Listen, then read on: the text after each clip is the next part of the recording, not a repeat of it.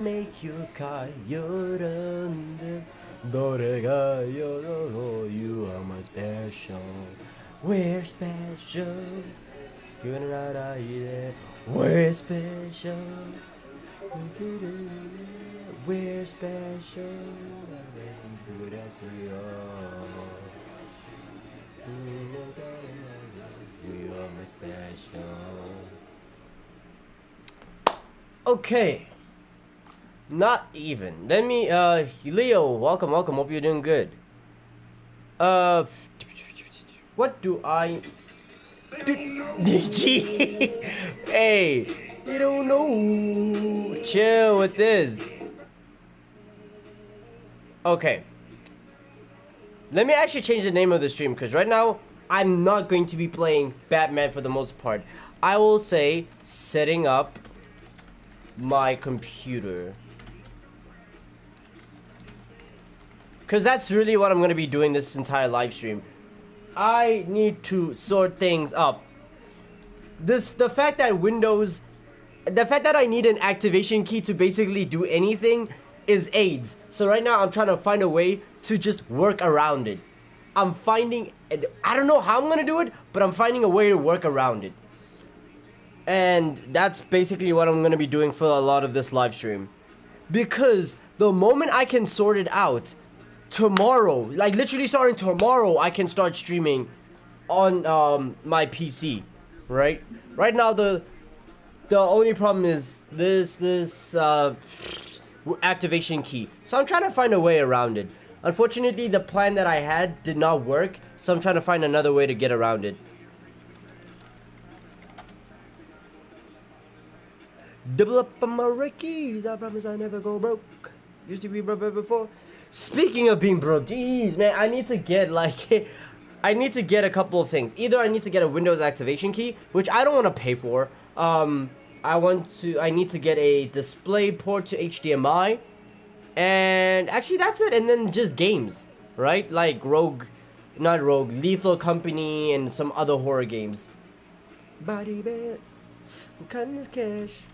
Mighty bets, kindness cash.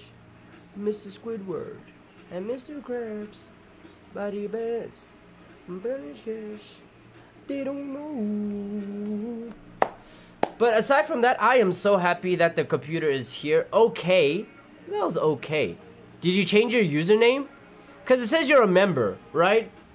But you've changed your username. But still, welcome. Hope you're doing good.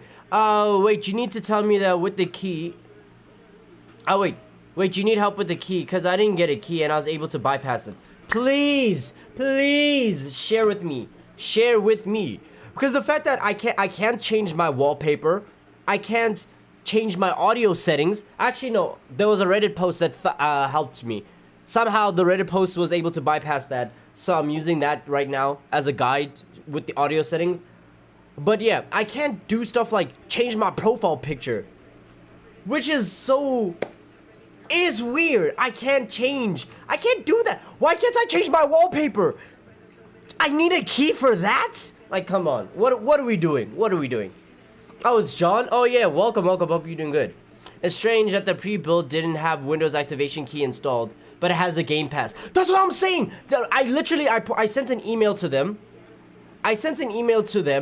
To the company that I bought this thing from, and I'm like, how are you gonna give me a Game Pass, a 3 months Xbox Game Pass, but you're not gonna give me a Windows activation key? What's going on, blood? So I'm doing that right now. So I sent that email. Hopefully I'll get a response tomorrow morning or sometime tomorrow. As for now, it seems like I'm looking at my laptop and I'm trying to, like, you know, my settings on my laptop and try translate them to this computer.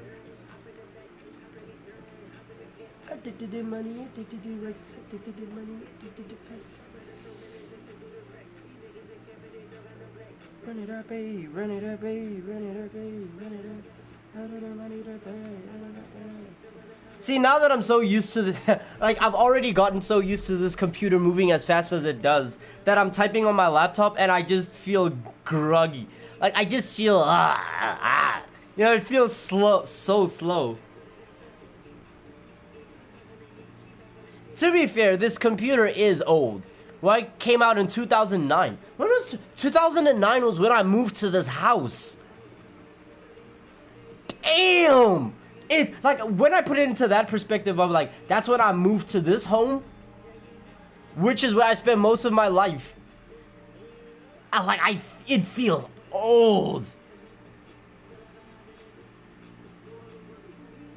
But hey, it is what it is.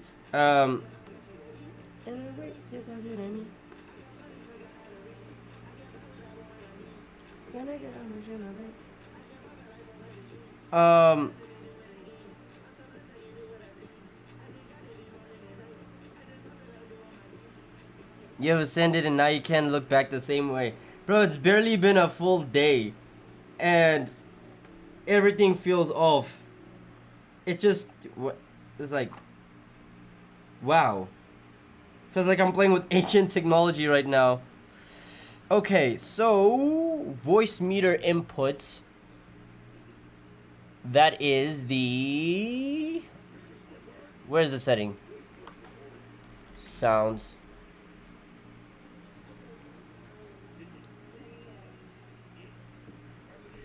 No.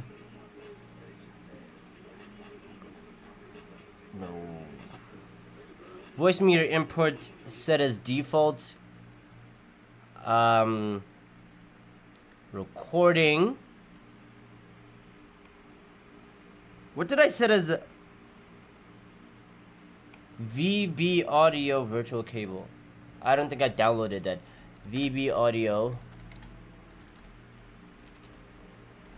virtual cable. Let me just get those real quick.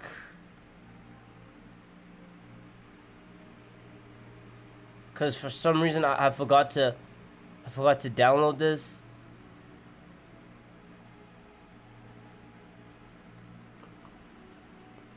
And then once I do so, do I need anything for communications? No, it's just recording.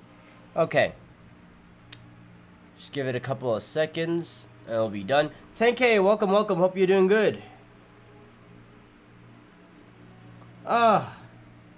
Man, I am... Hold on. Let me just quickly ask this friend what's up. Send some stuff on Discord. Alright. Thank you very much. This might be my only way to bypass the Windows key thing. So go on Discord. But now what's nice is that means I can play any game I want to. When I checked how many games can I play, it said I could play 958 out of the 1,000 top, out of the 1,000 most popular games. So for now, I'm chilling.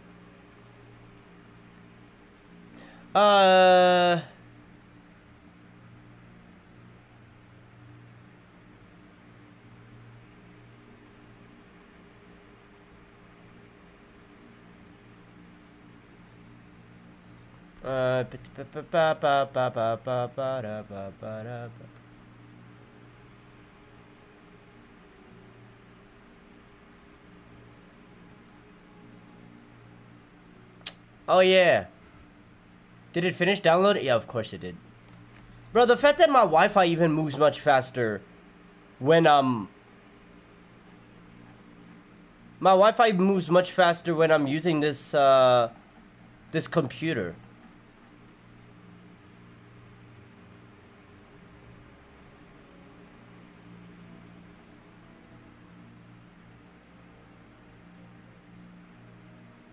I'm so lost.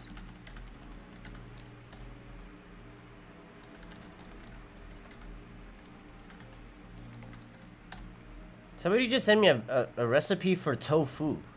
Tofu stir fry. Okay. Lethal Company stream. Hey man, that if I could get the money to get that game, yeah, sure. Sure. Right now, I'm poor. Right? I'm poor. I'm actually poor. I'm like definition of poor. So I don't know what you're talking about, Lethal Company. Bro, I really do want to play Lethal Company. It's $10. But I ain't got that kind of bread right now. Let's see. Open. Extract to.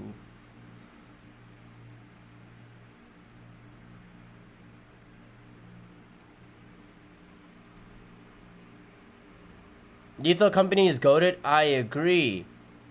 I just don't have the funds for it. I wish I did though. Would have been nice. What is this?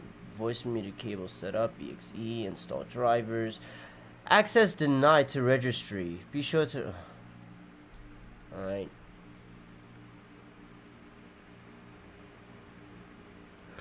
All this just to set up my audio so I can have the virtual mixer. Install. Reboot your system to finalize. You know what? Sure, I can. This computer's fast enough to do that. So just give me a couple of seconds.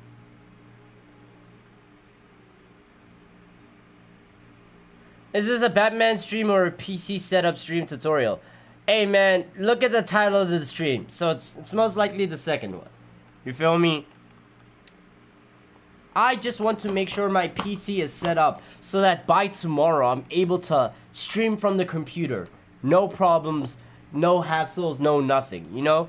Everything's perfectly fine, and this can be the setup for the rest of the year. I might even do a setup tour. Right, just for the sake of it.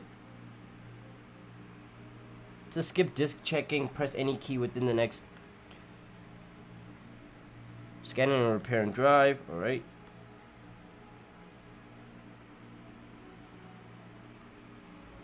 RTX 4. Damn, it's already done? Damn! Jeez. Did not. No. Oh, that's some speed right there. Wow. I'm so used to being like, oh shit, let me restart my laptop, and then it takes like minutes for me to boot this shit up. LC is like 6. LC? What's LC? The license? That's talking about the Windows. Oh, Lethal Company. Oh, $6.35 US. All games have lower price on Steam, so at least that's cool. I know mine is like 100 Rand, right? Dollar to Rand, which is equivalent to. Yeah, it's $5. It's $5 on my Steam. Which GPO stream? Low key, we could. I mean, the game's ass now, but like we still could. It's nothing really stopping us.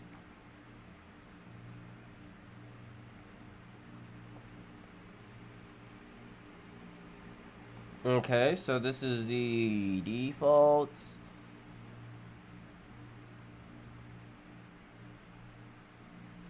Oh. And then the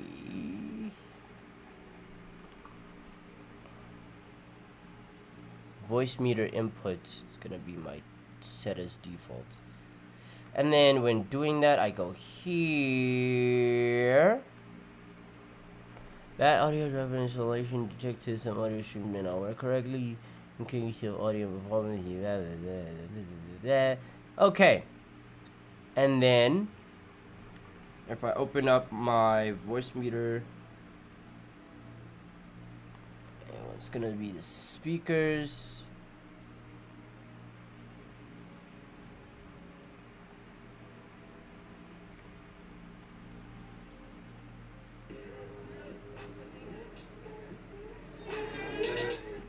Oh, perfect. Oh, the audio is coming up nicely. It's coming out nicely. Everything's getting fixed. Slowly but surely. And then applications for my apps and all that stuff. Let me put some Yeet over here. GPO is... The stream is demonetized? I don't really care, to be honest.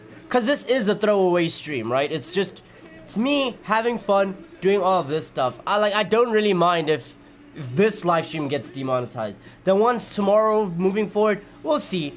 Yeah, but GPO is basically, it's a Roblox One Piece game. It's not as much One Piece as much anymore because they've added a lot more stuff. But it's still, it's a really good Roblox game. It's a really good Roblox game. I would recommend it. But the only time I'd ever recommend it is when you're playing with friends. Because playing it by yourself, it gets boring. It's ass. It's ass doing it alone. So, yeah. Let's see.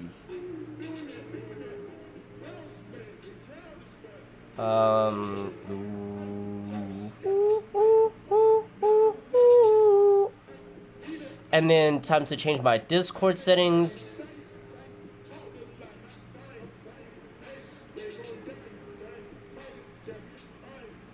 Yeah, whatever. Look at my wrist. Look at my wrist. Look at it. Test it. Uh-huh. And then the mic, I think it would be, yeah, it would be the input, right? I think so. You know, the Discord one I'll set up later, especially when I connect the microphone to the computer, because then I'll be like, oh, A, B, C, it works. And then this one for the PlayStation,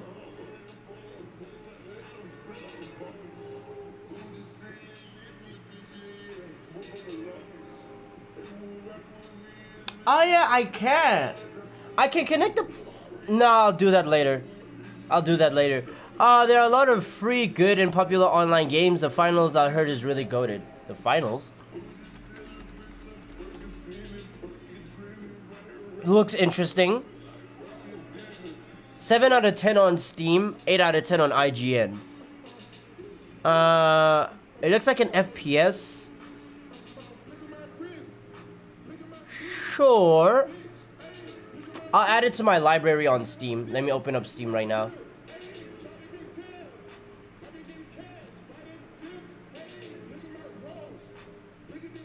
Damn, bro, I'm not used to Steam opening up this quick. I prayed for times like this. I prayed for times like this. Okay, add to library. And now I can finally play, what is this, VR chat too. I mean, I don't have a VR set, but I can still play VR chat, and that would be pretty fun. Now I don't have to sit and watch Discord calls of, like, everybody else playing VR chat, and I'm just here by my lonesome. Like, no, I don't gotta do that anymore.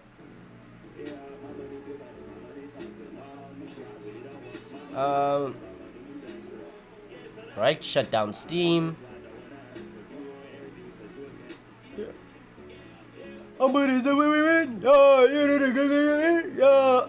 Okay, I think that's everything. You say you care about your chitty chit chin. I'm rocking the latest designer, the finest and that's a chichilla skin. Yeah. Okay. I remember trying VR chat like 2 years ago on my old shittier laptop. You should try it now, especially if you had a VR set. I feel like it would be a, you know, immersive new experience type shit.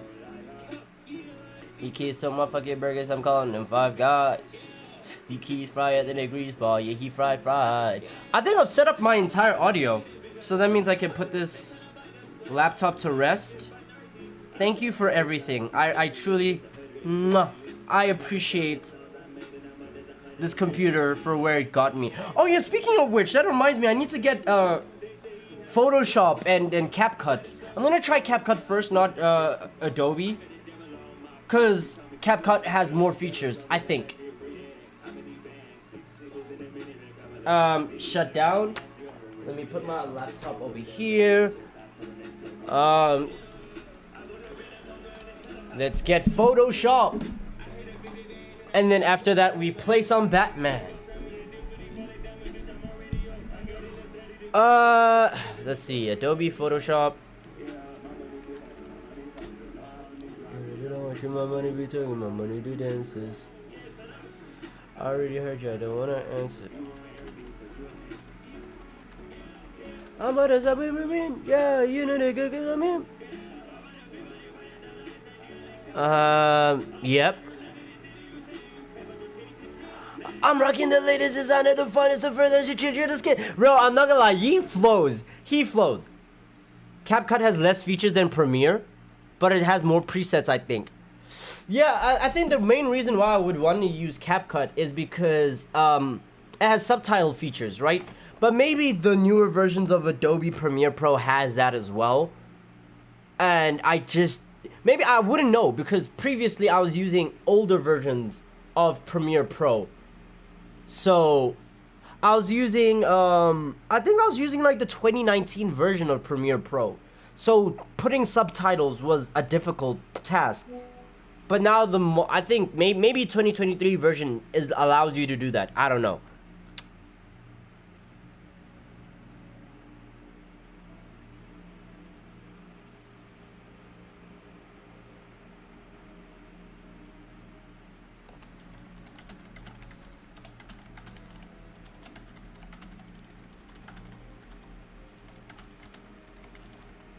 Windows. I'm on the side where we win. Yo, you know the guy cause I'm in. Yo. Man, I used to be somebody. I am somebody who's going to admit I was very much wrong about Yeet. At first, his music didn't really speak to me. Right? To me, he was very much a TikTok artist. To some extent, I still kind of do see him as that. But like the first song I ever encountered was, I think it was Get Busy. Is that the YouTube? I think it was Get Busy, where it's the song where you return, but here's a bell. You know that one. Why is MatPat making a video called Goodbye Theory? Goodbye Internet. Well, it's not clickbait. On March 9th, I will be hosting my last Theory episode. Why? At which point, I'll be handing off the channels to someone else. Why? That's it. Send tweet. After what? MatPat has been in the game for 11 years. 11 years, and now he wants. To be fair. Damn, that's a lot of YouTubers that are quitting now. Wow. I don't think Game Theory will ever be the same without MatPat. I really don't think so. Like, yeah, there are, like, the crew of Game Theory is very expansive, and they're all good people. But I don't think it would feel the same without MatPat. The over-obsessiveness with Five Nights at Freddy's, the weird puns, etc., etc. I don't know. More space for us? I guess, yeah, sure.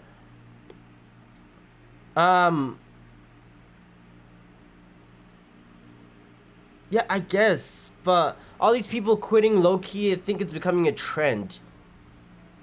True, I mean, it is a fall of, like, I wouldn't say it's a fall, but it's the end of, like, a previous empire, and now it's time for a new empire to rise, right? Like, for example, if Game Theory's stepping down, and they're no longer spearheading the Five Nights at Freddy's theories, then the people who are gonna be taking their places, like Rye Toast and FNAF, John from FNAF.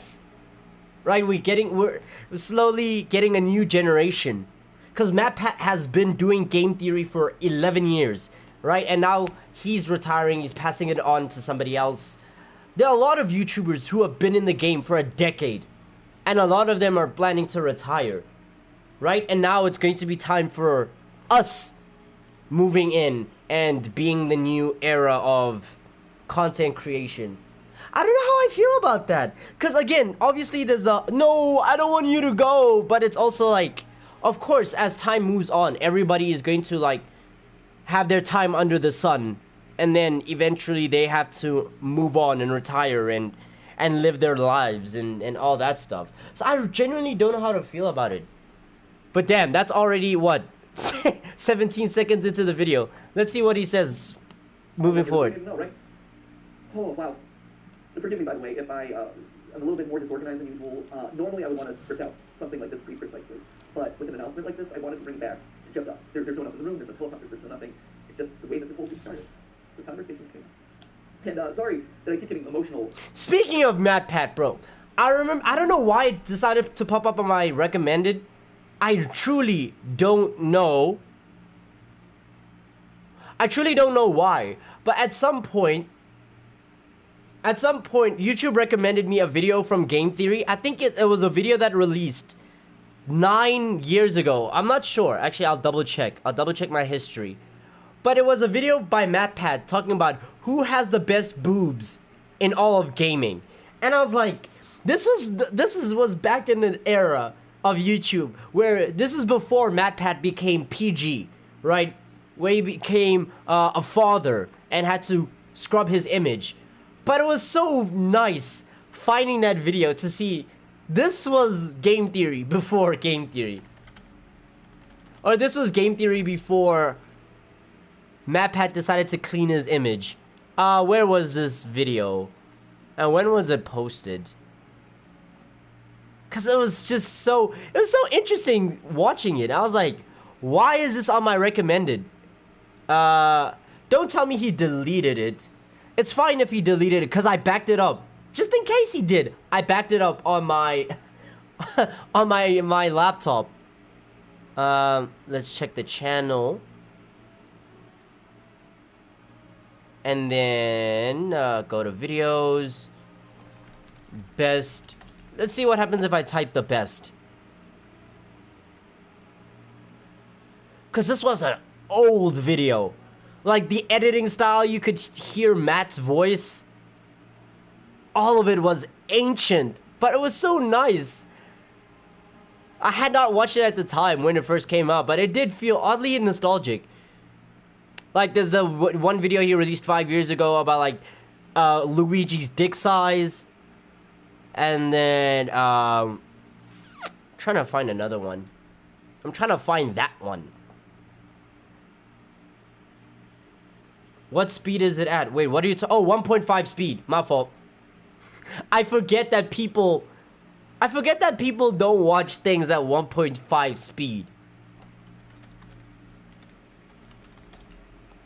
See what happens if I search boobs.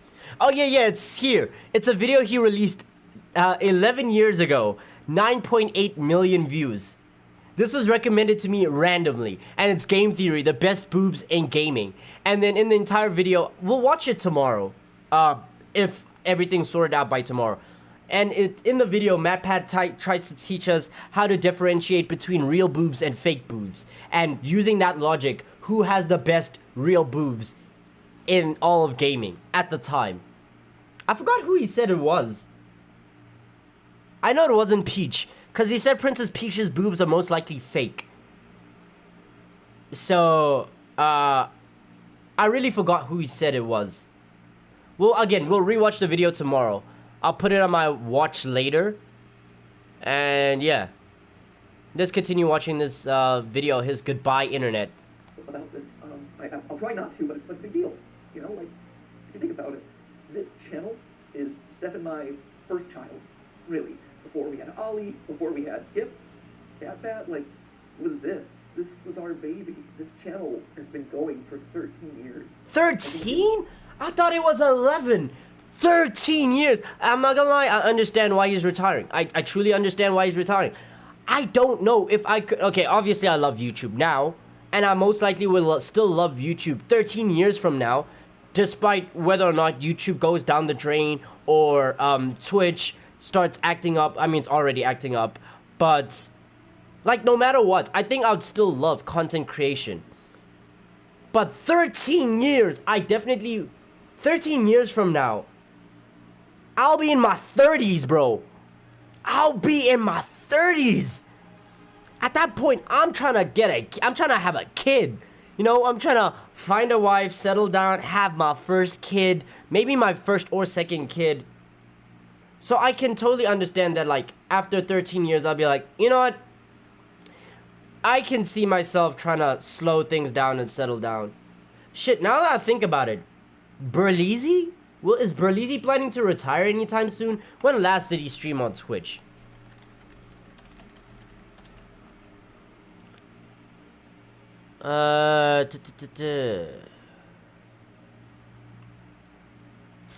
See, 2 months ago, Berleezy got... Oh, Easy Got Talent 2023. Well, that's the last available VOD on his live streams.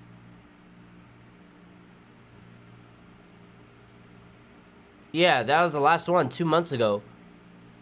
But like, yo, man, I feel like it would be a jarring part of the internet when Berleezy, Corey, Jacksepticeye, Markiplier, PewDiePie, MatPat, like all of these people start quitting one by one. We already have Game Theory quitting, and then everybody else that starts quitting slowly afterwards. Oh man, it'll actually, like, it'll be an era. Like, this is the fall of an empire at this point. It would be tear-jerking. That's nostalgia right there. To think, 2016 was 8 years ago. 8 years! 8 years! And that was the peak of YouTube. And to be honest, I truly believe the reason why 2016 was so, like, fresh in our memories, everybody... Are you downloading the finals right now? Nah, I just put it on my, I put it in my library, but I haven't downloaded it yet. So I think the reason why 2016 was like what some people see as the golden age of YouTube, or just the golden age of the internet, was because it was like, it was a crossroad between what we have now and the times before. So the internet was more relaxed. You could get away with a lot more things. And I know some people will be like, haha, oh, they missed 2016 because more racism. It's not even that. It's just you had more freedom to say what you wanted to say, right? But then at the same time, the internet was still fresh.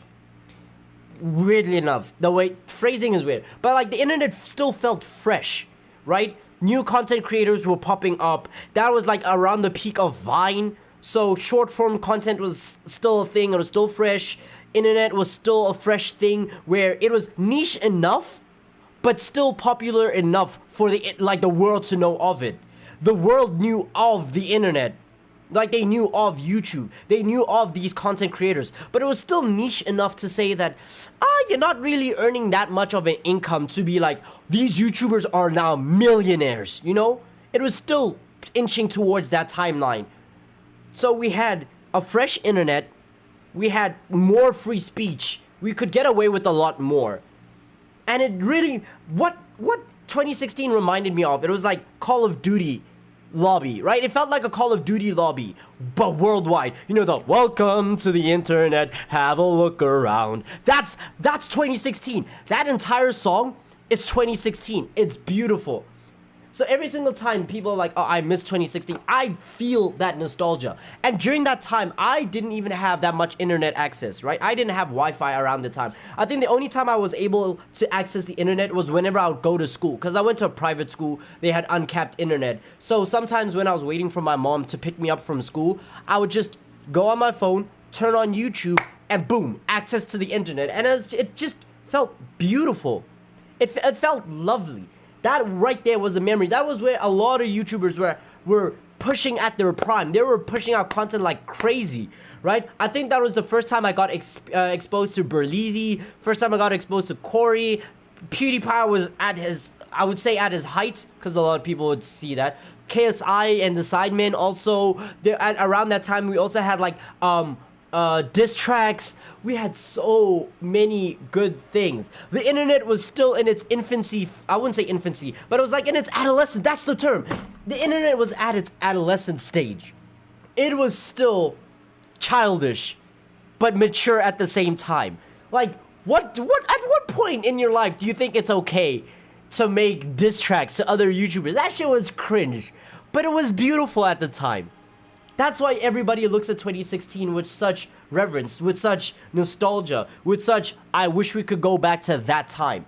To be honest, I truly do wish we could go back to that time too. Because I feel like the internet has degraded in terms of a lot of things, right? Like, for example, free speech, people are more sensitive to what's being said.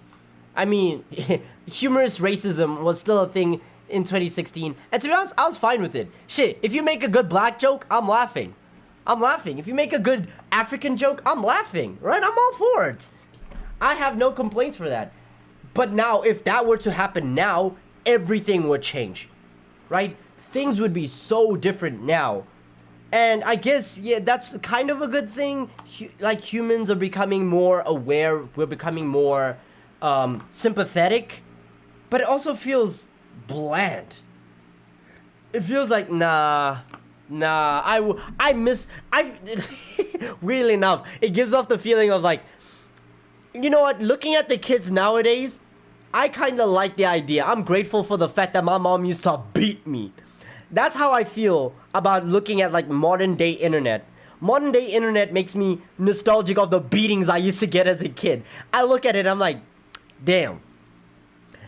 Looking at the way the kids are now and the way the internet is now, I'm grateful my mom used to beat the shit out of me as a kid for acting out of line. That's how I feel when I look at the internet as it is right now. So I do definitely feel nostalgic for olden era of internet, right? We had H3H3 at its prime. We had PewDiePie, iDubbbz. We had Content Cop from iDubbbz. We had RiceGum, as cringe as he is. We had KSI. We had all this content. We had Keemstar. We had Keemstar. Bro, we had Keemstar at his prime. That shit was so... it was goated. It was goated. Oh my god. I'm smiling right now with my cheeks hurt the way I'm smiling with nostalgia. I don't know if... I truly do not know if the internet now can ever regress to the way it was back then. I don't know if we want to. I know there's definitely a portion of the internet that wants to go back to around 2016 era of the internet, right? Everybody wants to be more relaxed, you know, loosen their shoulders a little bit, throw a couple slurs here and there without worries of like you could get absolutely removed from the internet and shit like that. Everybody wants to kind of loosen their shoulders to be like, oh yeah, you know, we're not so sensitive as a society. But now it's just plagued with so much hate. It's plagued with so much hatred and division. And let's not get it wrong. There was still hatred and division in 2016. That was literally Trump era. That was when Trump became president. You cannot... That was like SJW. That was the rise of SJWs in 2016. That's when they started popping up. So, there was division back then. But, like, it's more solidified now. And I feel like the internet is moving in cycles. Right? I feel like back in the day, we had the conservatives. And now we have the liberals. And now society is starting to see how the liberals are behaving. So it's going to slowly move back into like an equilibrium where it's like in between conservative and liberal, where we have more raunchier content, which is now starting to become more accepted because we've seen how sensitive society has become. They're like, oh, the SJWs are so weak. I'm perfectly fine with this edgier content. I feel like we're gonna slowly move towards that, and then we won't get exactly 2016, but we're gonna get something as close to it as possible in the coming years. And if humans live further than like 2030, we're gonna like, you know, we're gonna keep cycling. That's what I feel like is gonna happen.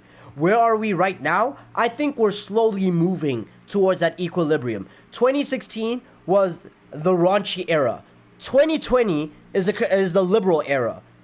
Around 2025, moving forward, we'll slowly, you know, have that era where we're like, the internet is going to have its raunchier, edgy stage again. The pendulum, like you said, the pendulum is definitely going to swing. Right? We're definitely going to see that shit again. I'm kind of looking forward to it. It sounds like it's going to be fun. Honestly, it sounds like it's going to be fun. It's going to be bad, but it's also going to be good. There's going to be a lot. Right? Because we're already getting like bad pranks. The bad pranks that are coming back. So I do see it slowly coming back into the limelight, into the face of the internet. And I don't know. I feel like, yeah, that's definitely going to be the case. Especially with us as the new content creators. We, as the newer content creators, literally shape the way the internet is going to run. We can shape the way internet culture is. Especially with the old heads, they're slowly leaving. We can shape it all. That's crazy to think people like iShowSpeed are now going to shape the internet. It's kind of wild. I can't lie. It's kind of wild. But yeah. I don't know how I feel about it. I'm excited. I'm nervous. But I think I'm more excited than I am nervous. We'll see what happens. But, hey, cheers to the years to come, I guess. Right? Cheers to the years to come. I hope as time progresses, bigotry is definitely going to be on the rise. For sure. Right? There's hate for Palestinians. There's hate for Israelites. Right? Anti-Semitism is on the rise. It's happening. Right? I'm pretty sure there was a poll done in 2018. Well, I think it was 2018. I'll have to double check. But it was like LGBT acceptance has gone down by 8%. Right? Because the youth is now starting to see the way SJWs behave and all that stuff. So, obviously, bigotry is... That's what I'm saying. The pendulum is swinging back to the right. Swinging back towards the raunchier side of the internet. Right? The fact that it dropped... LGBT acceptance has dropped by 8%, and that was in 2018. I don't know what it is now. Let's see. LGBTQ acceptance 20... Let's say 2022. Let's see. Has it risen or fallen? Let's see, 2022 National Survey on LGBTQ youth mental health.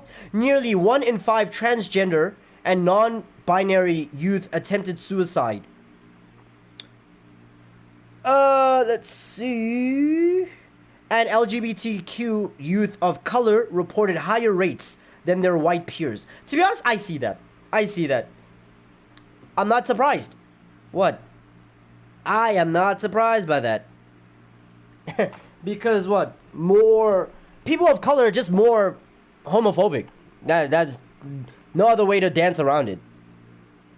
Take a gay person and put him in the hood. Like, yeah, it's gonna be tough for him. So I'm not surprised by that. I would say white people are more accepting of these kind of changes. But yeah, let's see. This is by USA Today. The percentage of Americans who say they are satisfied with the acceptance of gay and lesbian people in the country has reached a new peak. So it's increased. Nice. 62% according to the poll released on Wednesday. This article came out February 4th, 2022, mind you. Okay, I wonder if that has changed. Okay, while satisfaction on many other issues decreased this year, the number on gay and lesbian individuals grew substantially. 2022, 62% of the survey respondents said that they were very or somewhat satisfied with the acceptance of gays and lesbians in the nation, up to 55% in 2021 and 56% in 2020. So it went down by 1% from 2020 to 2021, then it increased by how much percent is this? It's like, what, 9%? No, not even. By 7%. Yeah, it increased by 7% from 2021 to 2022. I don't know how it's looking like for 2023. Oh, as I said that, something popped up. If I had a beer, I would have drank to that, or take them in a Islamic majority country where it's literally illegal to be gay. True. Which, after the rise of Andrew Tate, and Andrew Tate, Sneeko, and all of them, and Aiden Ross and all of them trying to idealize or like romanticize the idea of returning back to religion, going back to Islam and Christianity, I can definitely see a rise in the lack of acceptance or the decreasing acceptance of LGBTQ folks as that happens, right? I see it happen. Like every single time I go on an Instagram post, every single time, without fail, if something LGBTQ pops up on my timeline, all I need to do is go into the comment section, and it's more cancerous than Twitter. Honestly, the amount of hate you can find, the amount of misogynism, homophobia, and all that stuff, the amount of bigotry that you can find once you enter the Instagram comment section. I look at that and I'm like, we're cooked. We're cooked. It is what it is. I can't change. I mean, if I become big enough, my actions, if I become like a role model eventually, I guess my actions can change it. But yeah. Let's see, a 96% supermajority of non-LGBTQA Americans agree that schools should be a safe and accepting place for all youth. 91% supermajority of non-LGBTQ Americans agree that LGBTQ people should have the freedom to live their life and not be discriminated against. Okay. 84% supermajority of non-LGBTQA Americans support equal rights of the LGBTQ community, which is nice to see. Which is nice to see, right? I feel like the less hate we have, the better. It seems like in 2023, 84% of Americans support LGBTQ rights. So yeah, it's definitely increased from 2022. But we'll see during this next election cycle how it ends up being. We'll see. Anyways, enough about politics and all that stuff. Right? My mama always raised me. Or it's not even my mom told me never discuss finances and religion. And then obviously the internet's like never discuss politics, finances and religion. So, yeah, cuz you can really like have a separation of, or you can lose friends over discussing that type of stuff. So, yeah. I don't think I've ever lost a friend over religious beliefs. Whether it be religious beliefs or political or financial. I don't think I've ever lost any friends over that. Actually, no. I lost one friend over a conflict in political beliefs. And that was Rafi's anime. Because Rafi's anime and I used to be very close. Very close. Right? Used to be like a really close friend. And then it was around actually funny enough, it was around the rise of Andrew Tate, where him and I had a conflict in ideologies. And so as a result, he just distanced himself from me. Like we can still, it's not like he blocked me, right? We still talk to each other very rarely, but like we very much distance ourselves from each other. As a result of doing so, he's moved towards the alpha male grind, get money, hit the gym, all that stuff. He's moved towards that side of life. The so-called red pill type of life. For me, I kind of just exist. I don't think I fall in between red pill and blue pill because I have beliefs for both.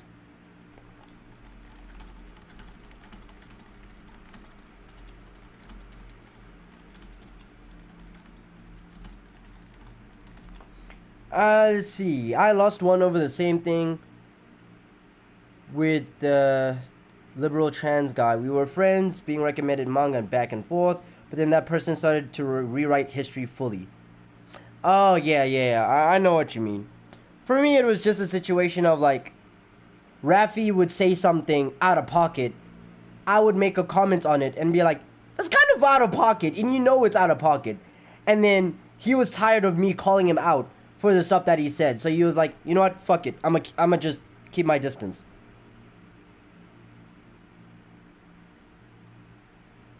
So I was like, hey, it is what it is. I'm not gonna mention what he said, because I will give him the excuse that at the time he said it, he was 15. Okay, he was like 14, 15. So I'm not gonna try to bring out anything he said to the limelight and be like, oh, this is a campaign to cancel. No. I don't know if he still holds those beliefs. Most likely he does from the stuff that I've seen on his server. But he's still a teen. Still a teenager, right? So there's still room for him to grow. There's a lot of room for him to grow.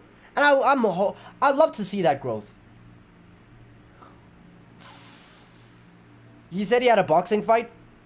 Yeah, because now he does MMA. He does MMA, he hits the gym. He does a lot of like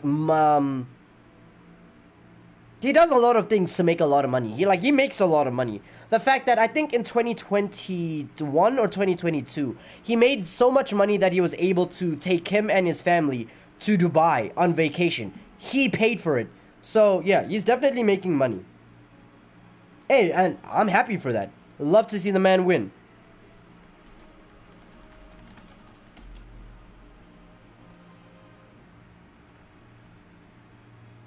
Yeah, he has a new server. The server's for like people to connect, you know, different like similar minds meeting together and networking. That's what his server's for. It's for networking.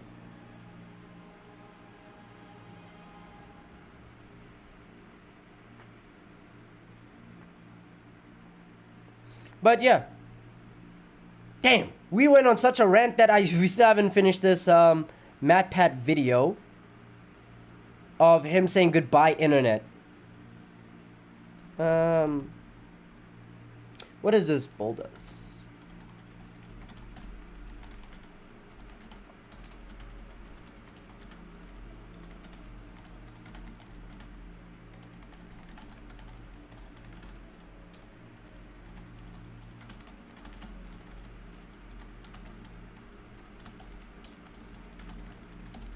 Okay, where was I? Let's see, what is this?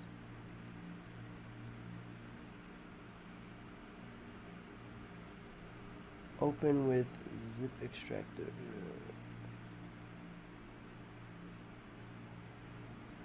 What's this? Oh, my dumbass. Okay. Shit. I have to quickly send this guy a message. It says,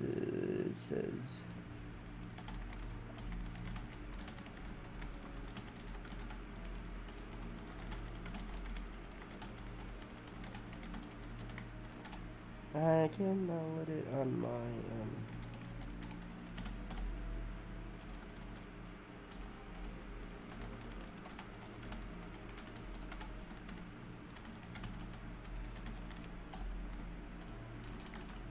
Okay, there we go. We have Adobe Photoshop. I'll set it up soon. Actually, one thing I want to definitely do on stream as well is I kind of want to like show my Photoshop mental process. Like while I'm making a thumbnail, I'll show my mental process of how I make my thumbnails, etc., etc. And then you guys will get to see the final product and stuff like that. I'll probably do it for a video that I plan. I have a video in mind. I don't know when I'll do it. I'll probably do it not this weekend. Maybe next week? Maybe next week. To be honest, again, because I have a computer, we can do it at any time.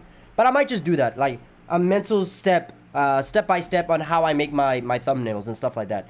But yeah, let's get back to this MatPat video. Total, it's somewhere around like 1,200 theories. And only half of those are FNAF. Shocking. I know, we actually did stuff that wasn't FNAF related. 1,200 theories. Jeez. But I wonder why he's deciding to quit. Well, he's going to explain later on in the video, but yeah. This has been a literal third of my life. And I'm going to miss... Oh, man, MatPat is crying. Man. You can tell how much this really means to him. You can really tell how much this means to him. The fact that he's crying. while talking about a third of his life went into this channel. Now that I think about, bro, this channel was everything to him. It was everything. Because if you watched, I think it was Turkey Tom's video that he made. It was like the history of MatPat or something like that.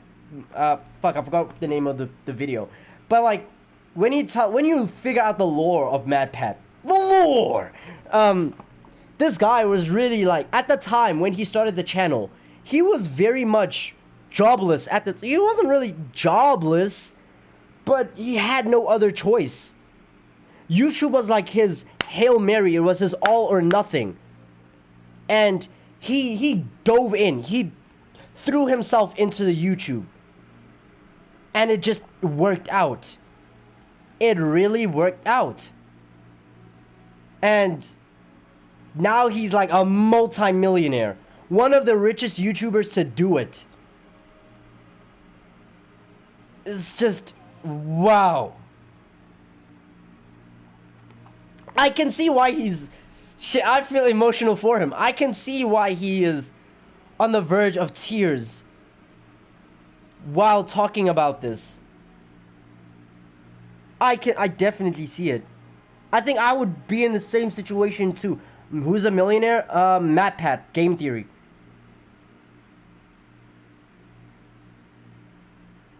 Because I know for sure, had I been in MatPat's situation, or shit, if I end up in MatPat's situation, after 13 years of doing YouTube, if I had to quit, I think I'd end up in tears as well. I honestly think I would. Even just the idea of thinking that far ahead makes me want to, like, woof, puts me in that area. But it puts me in that mental state. But, yeah, let's continue. Life. And I'm gonna miss you. I'm gonna miss this. I value what we have here. I value this conversation, this openness, this relationship that we share. And I'm sad that I won't be able to see you every week. Wait, what? And I'm sad that I won't be able to see you every week. Okay. He said, I'll be sad that I won't get to see you every week. But he never said ever again. So that means we will still eventually see him one day. I don't know when it will be, but one day we'll probably see him. I'm probably huffing on some copium right now, but man. Because first it started off when MatPat sold a portion of Game Theory to a company, right? So that he could increase production and like make it more efficient and stuff like that. And now he's stepping down after a year. Bro, we're in January. Why are you doing this, bro? Bro. Man. Ain't no way MatPat made a total of 666 videos. Nah, he made over, what? Over the course of Game Theory, Food Theory, Style Theory, Film Theory? It's way over that. But let's see how much Game Theory has made. It is 666 videos on Game Theory alone. And then, let's see, Film Theory, 461. Where's my phone? We're about to do some math. We're about to do some math over here. What we go do is go back. Okay. So, we have 666 videos from Game Theory. We have 461 from Film Theory. Let's see. Food Theory has... Hello, Internet! Food Theory came out in 2020, so it shouldn't have over, like, 200, right? 196. Okay, close enough. 196. And then Style Theory, which came out, I think, last year. When did it come out?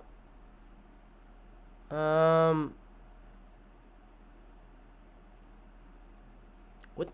It says joined 2015. Oh, but only became an official channel. Like, very recently. And they have 86 videos. So MatPat has made a total of 1,409 YouTube videos over the course of 13 years. Whoa. Plus GT Live. right? Because he has the live stream channel. Also, GT Life has 1,300 videos plus 1,300. So 2,709 videos over the course of 13 years. I'm not even going to count the YouTube shorts. I'm not going to count those.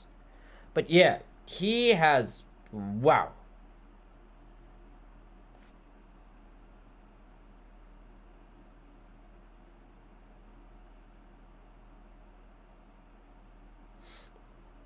Wow.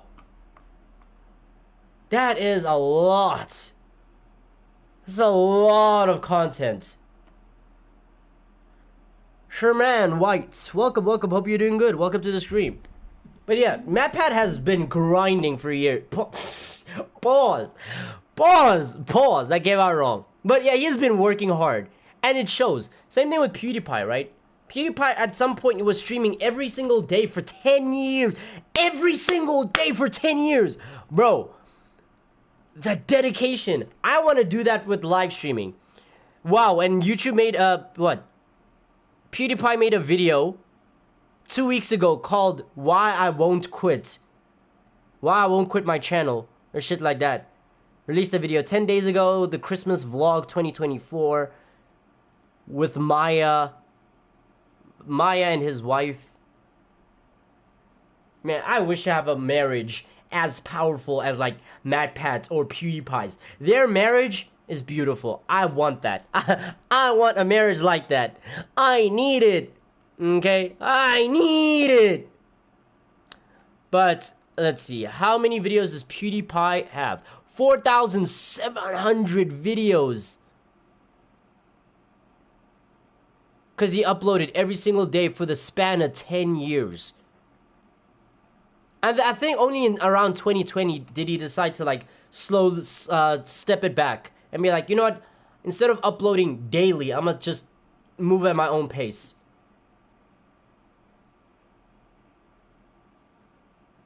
Nate, how the hell do you say this name? Nate P. Fleming has made a total of 4,600 videos, but he only has 149,000 subscribers. What the hell? Where is all this content coming from?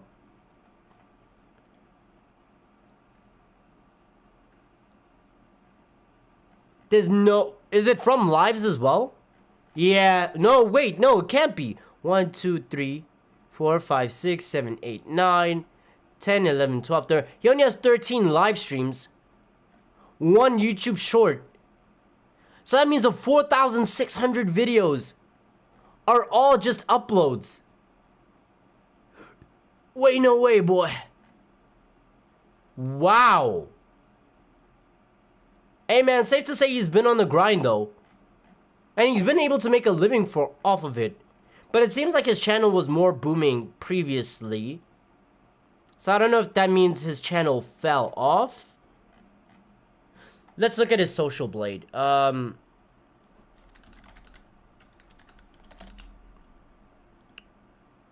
kind of like that with the Opera GX, the whole sound effect every single time you type.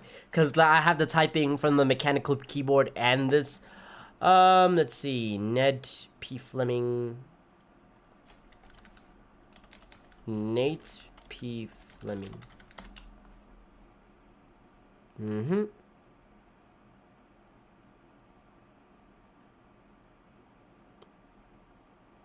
Let's see. He's been gaining video views. When was this? February of 2021. His channel grew.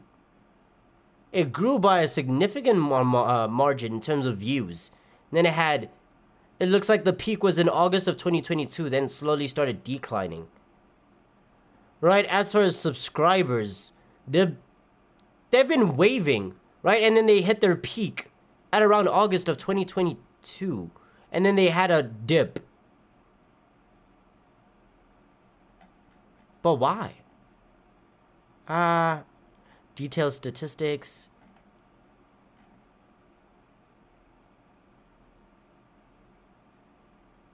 S. Huh. I've never seen a channel post so much, but then also not have that many subscribers. Unless his content is just not that appealing to people for him to have all that. Right? Because I can't imagine having posted more videos than PewDiePie, who uploaded every single day for 10 years, and yet you haven't even hit a mil. Or it looks like you just hit 100,000 not that long ago. August of 2022, what happened then? August of 2022, let's see. How many months ago was August? When December, November, August, September, August, September, October, November. Okay. August, September, October, November, December, January. So like roughly 6 months ago.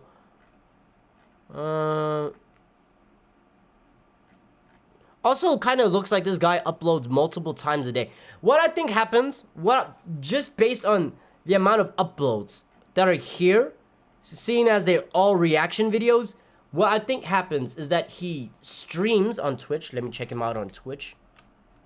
What I think happens is that he streams on Twitch and then uploads the highlights to this channel. That's the only thing that makes sense right now. Does he even have a Twitch? His main channel links to his Twitter and his Instagram, but doesn't link to his Twitch. Twitch TV. What is this thing called again? Nate P. Flynn. This stadium is Johnny Chris and... Miss me with that bullshit. Nothing pops up on Twitch. Is he on Kick?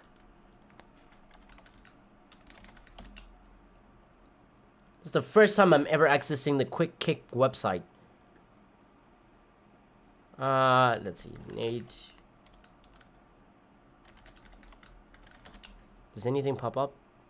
Nope. Nothing. Well, this is just weird, isn't it?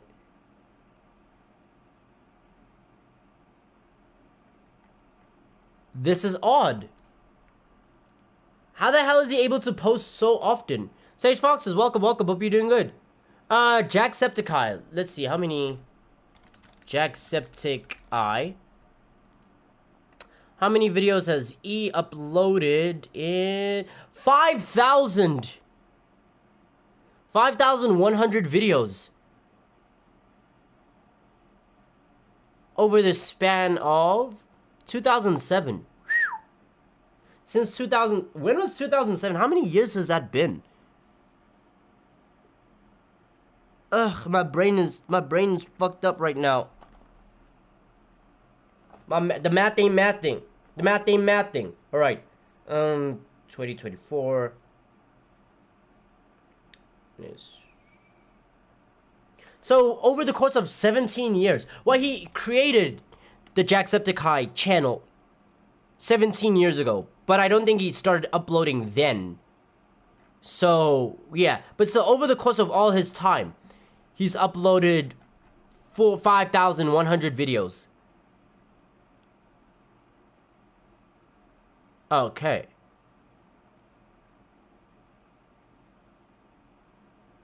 Nice. Okay. Okay. And I wonder if that includes live streams. It does. It does.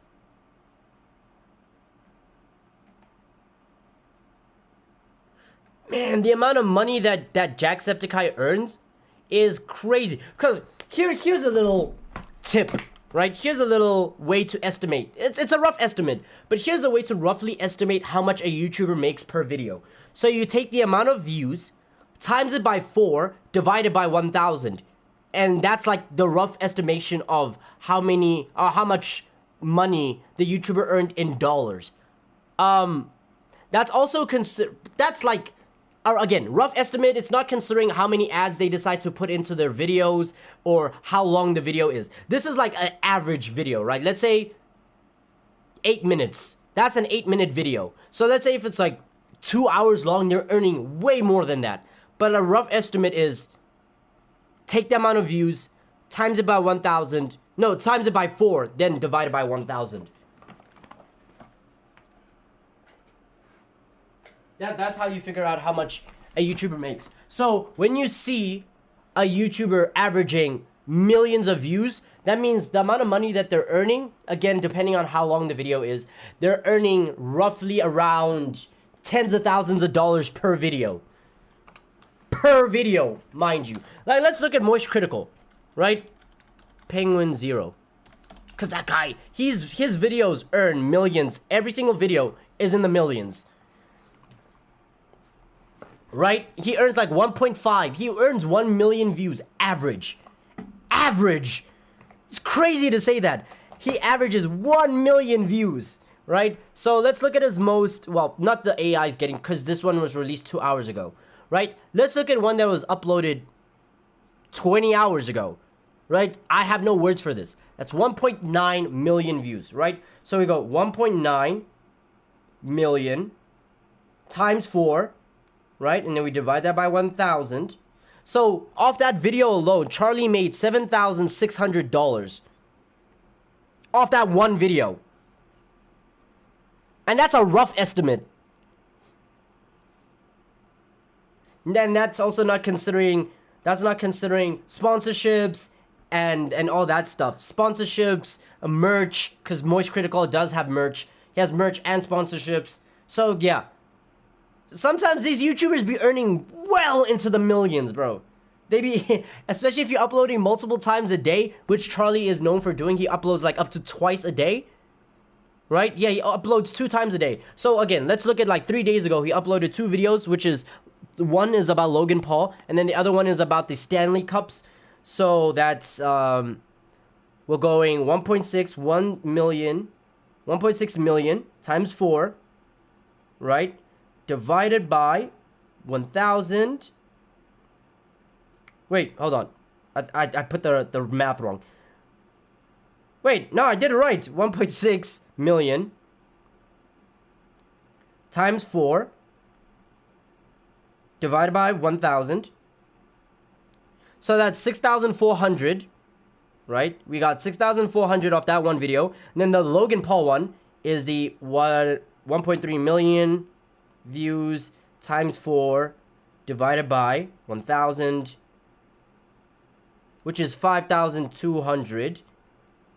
And then, so we'll say 5,200 plus, what was it? Was it 6,400?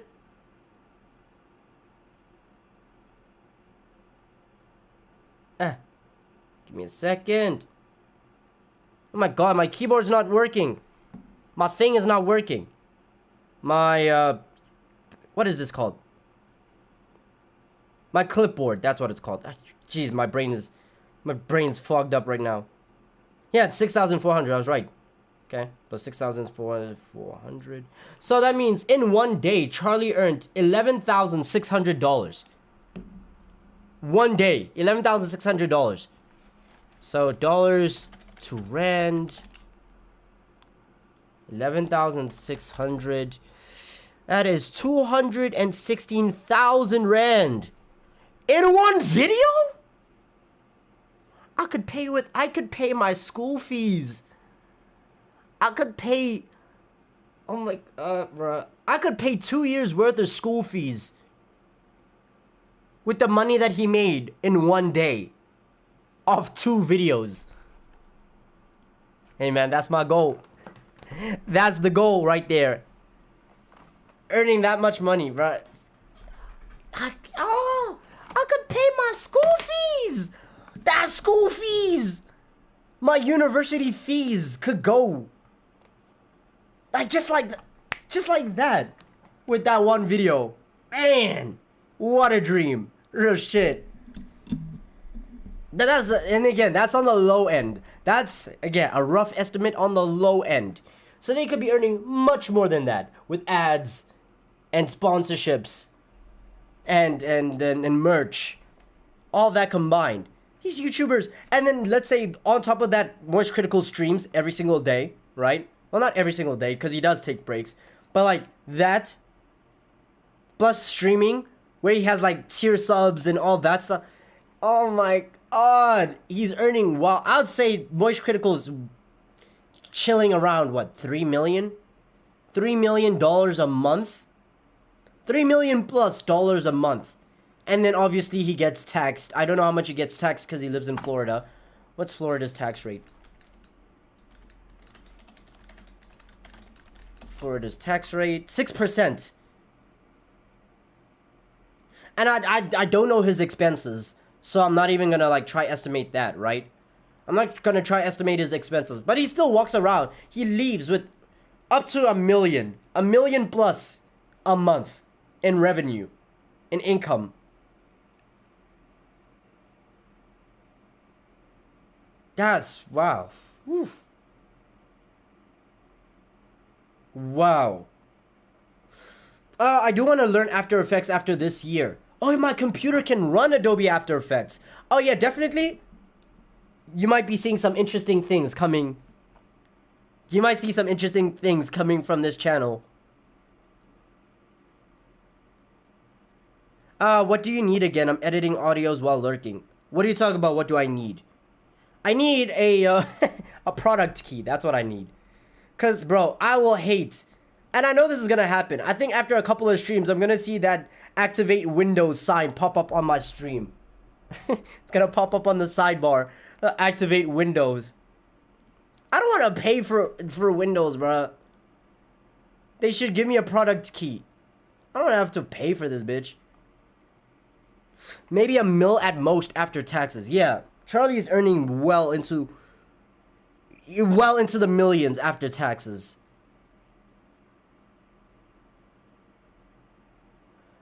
Imagine earning that much money every single time. Yo, Discord, I recommend you play this game. Say less, I buy it on the spot. Oh, that sounds so cool.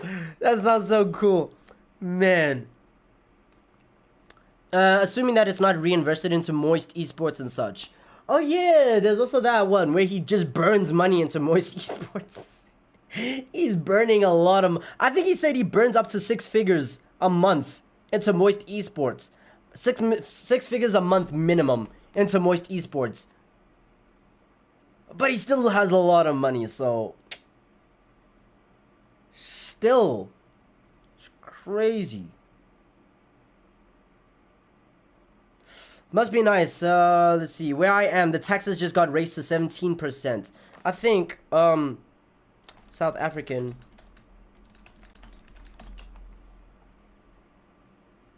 I forgot how much I get taxed. As a South African. What's my tax rate? 18%! Base income is 18%! Taxable income. All of this to send it to corrupt government officials. And I know if I was earning as much as Charlie was earning, Moist Critical, right? If I was earning into the millions, I'd be getting taxed 36% every month.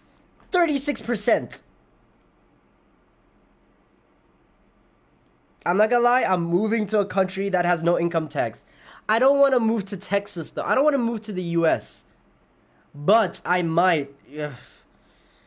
Ugh. What countries have no income tax? Let's see. What countries are tax-free? The Bahamas, the UAE, Qatar, Bermuda.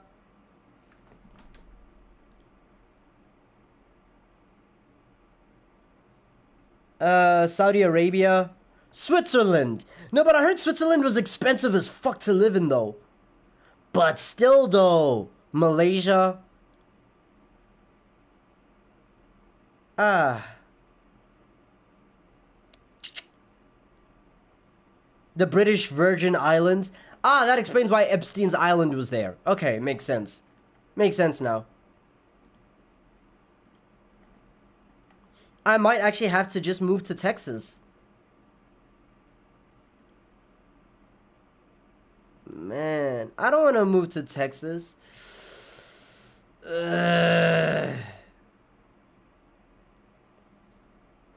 Let's see, just use KMS Pico. KMS Pico for activation key. Let's see, what is this? KMS Pico. Does this have like a Windows 11 activation key? Because right now I'm seeing it goes up to Windows 10. But I want a Windows 11 activation key.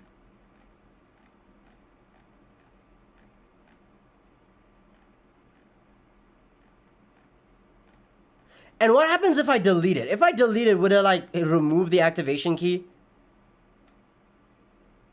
I'm gonna keep this hanging in the background as a background tab. Zay, welcome. Hope you're doing good. Bro never touched his controller. This shit could disconnected. Yeah, because we're busy with other things, bro. We were still watching MatPat's video, and then we were discussing other things. We just went on side tangents. So, yeah.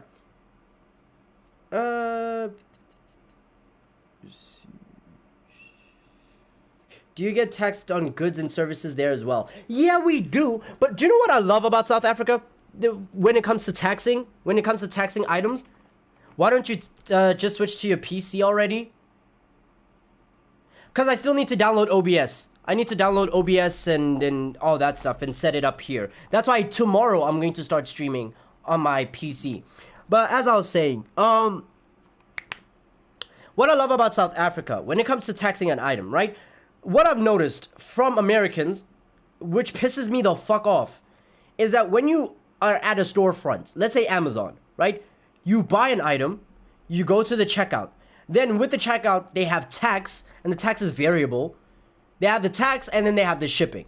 When you buy something in South Africa, the price that you see at the storefront is the item plus tax. So the tax is already included onto the item. And every item has a set tax. It's 16% tax. No matter what. There'll never be more than that. They'll never increase it. It'll never change.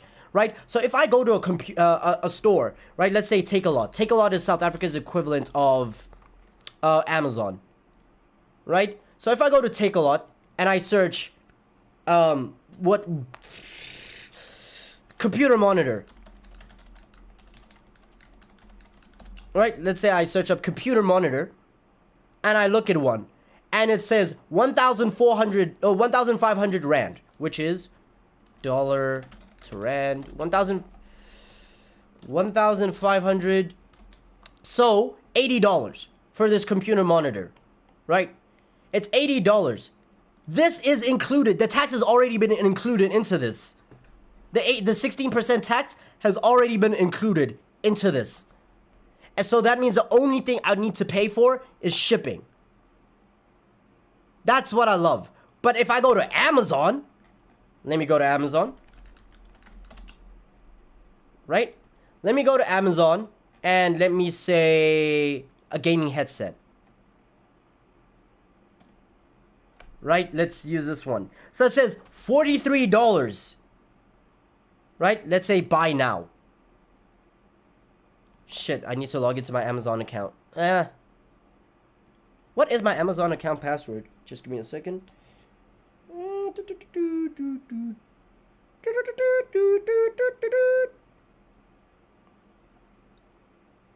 Passwords. Amazon. Oh, here it is. Shit, I should have said keep me signed in.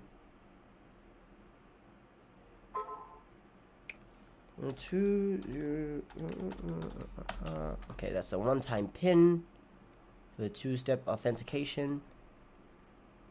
Okay, now I'm at the checkout for an Amazon. The item is $43, right? Let me choose my location. Let's say skip for now when it comes to the ID, custom clearance and all that stuff. Saving ID information, loading. Now, it's 820, or it's like 820 rand, plus 400 rand shipping. Then there's tax. The total before tax is 1,222. And then after tax, it's 100. So, what an item that is supposed to be 820 rand gets bumped up to 1,387 because of tax and shipping. That's what I don't like about the US.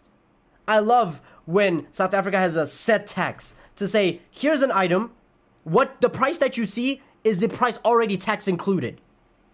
and all you need to do is just pay for shipping. Now that's different at a store. If I go to the shop and I want to go buy bread, right? Bread will be like $2, right? It's not like it's $1.50. I'm converting it to American dollars, right? It's $1.50 for bread, and then they'll add 16% tax onto that value added tax, which will bump it up to $2. Great.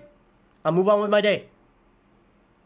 Usually, when the price of the, let's say I go to a computer store, right, in person, and I see a computer that costs 20,000 Rand, or a laptop. My computer is much better, costs less, right? Because I got it on discount, lovely.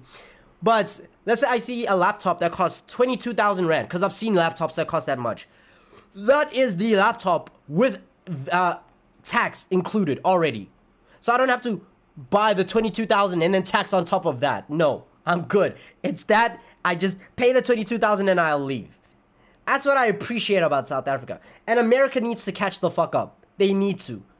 I beg. That's one of the biggest things that is keeping me from moving to that country.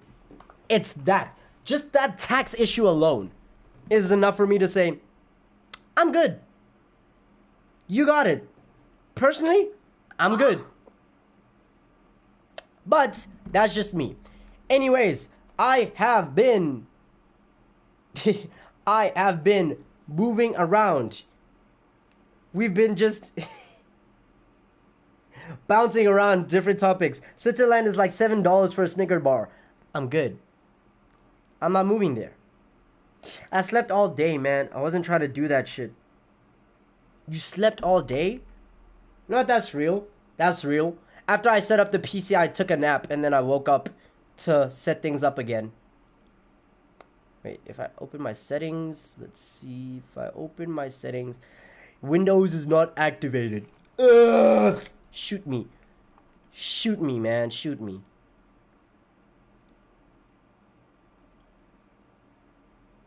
Okay, anyways, back to MatPat.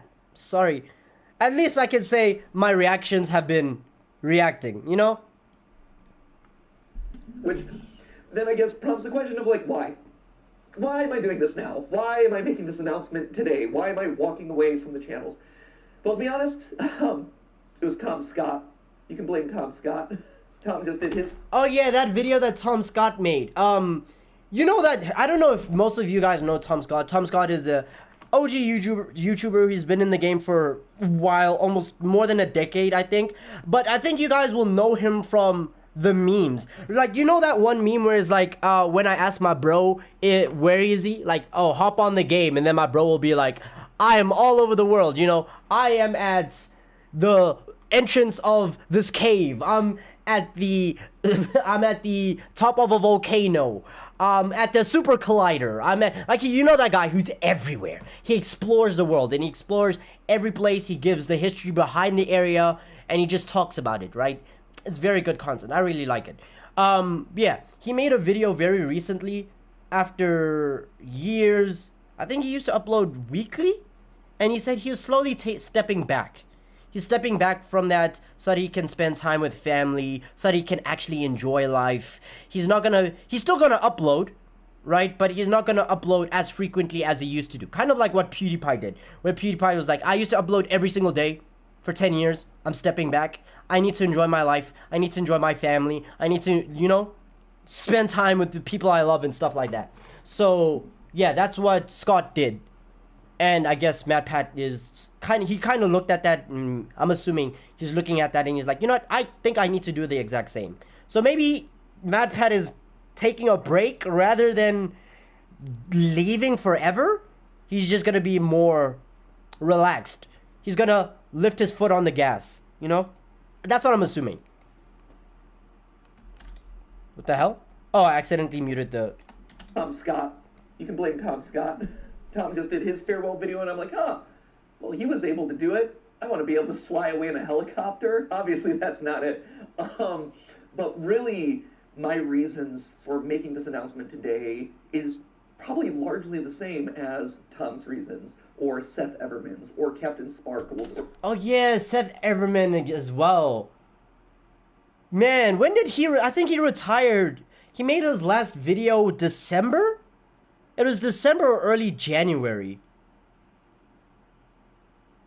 Let me just double check. I think it was a live stream as well. Seth Everman. Did he delete the video though? Did he delete his channel? No, he didn't.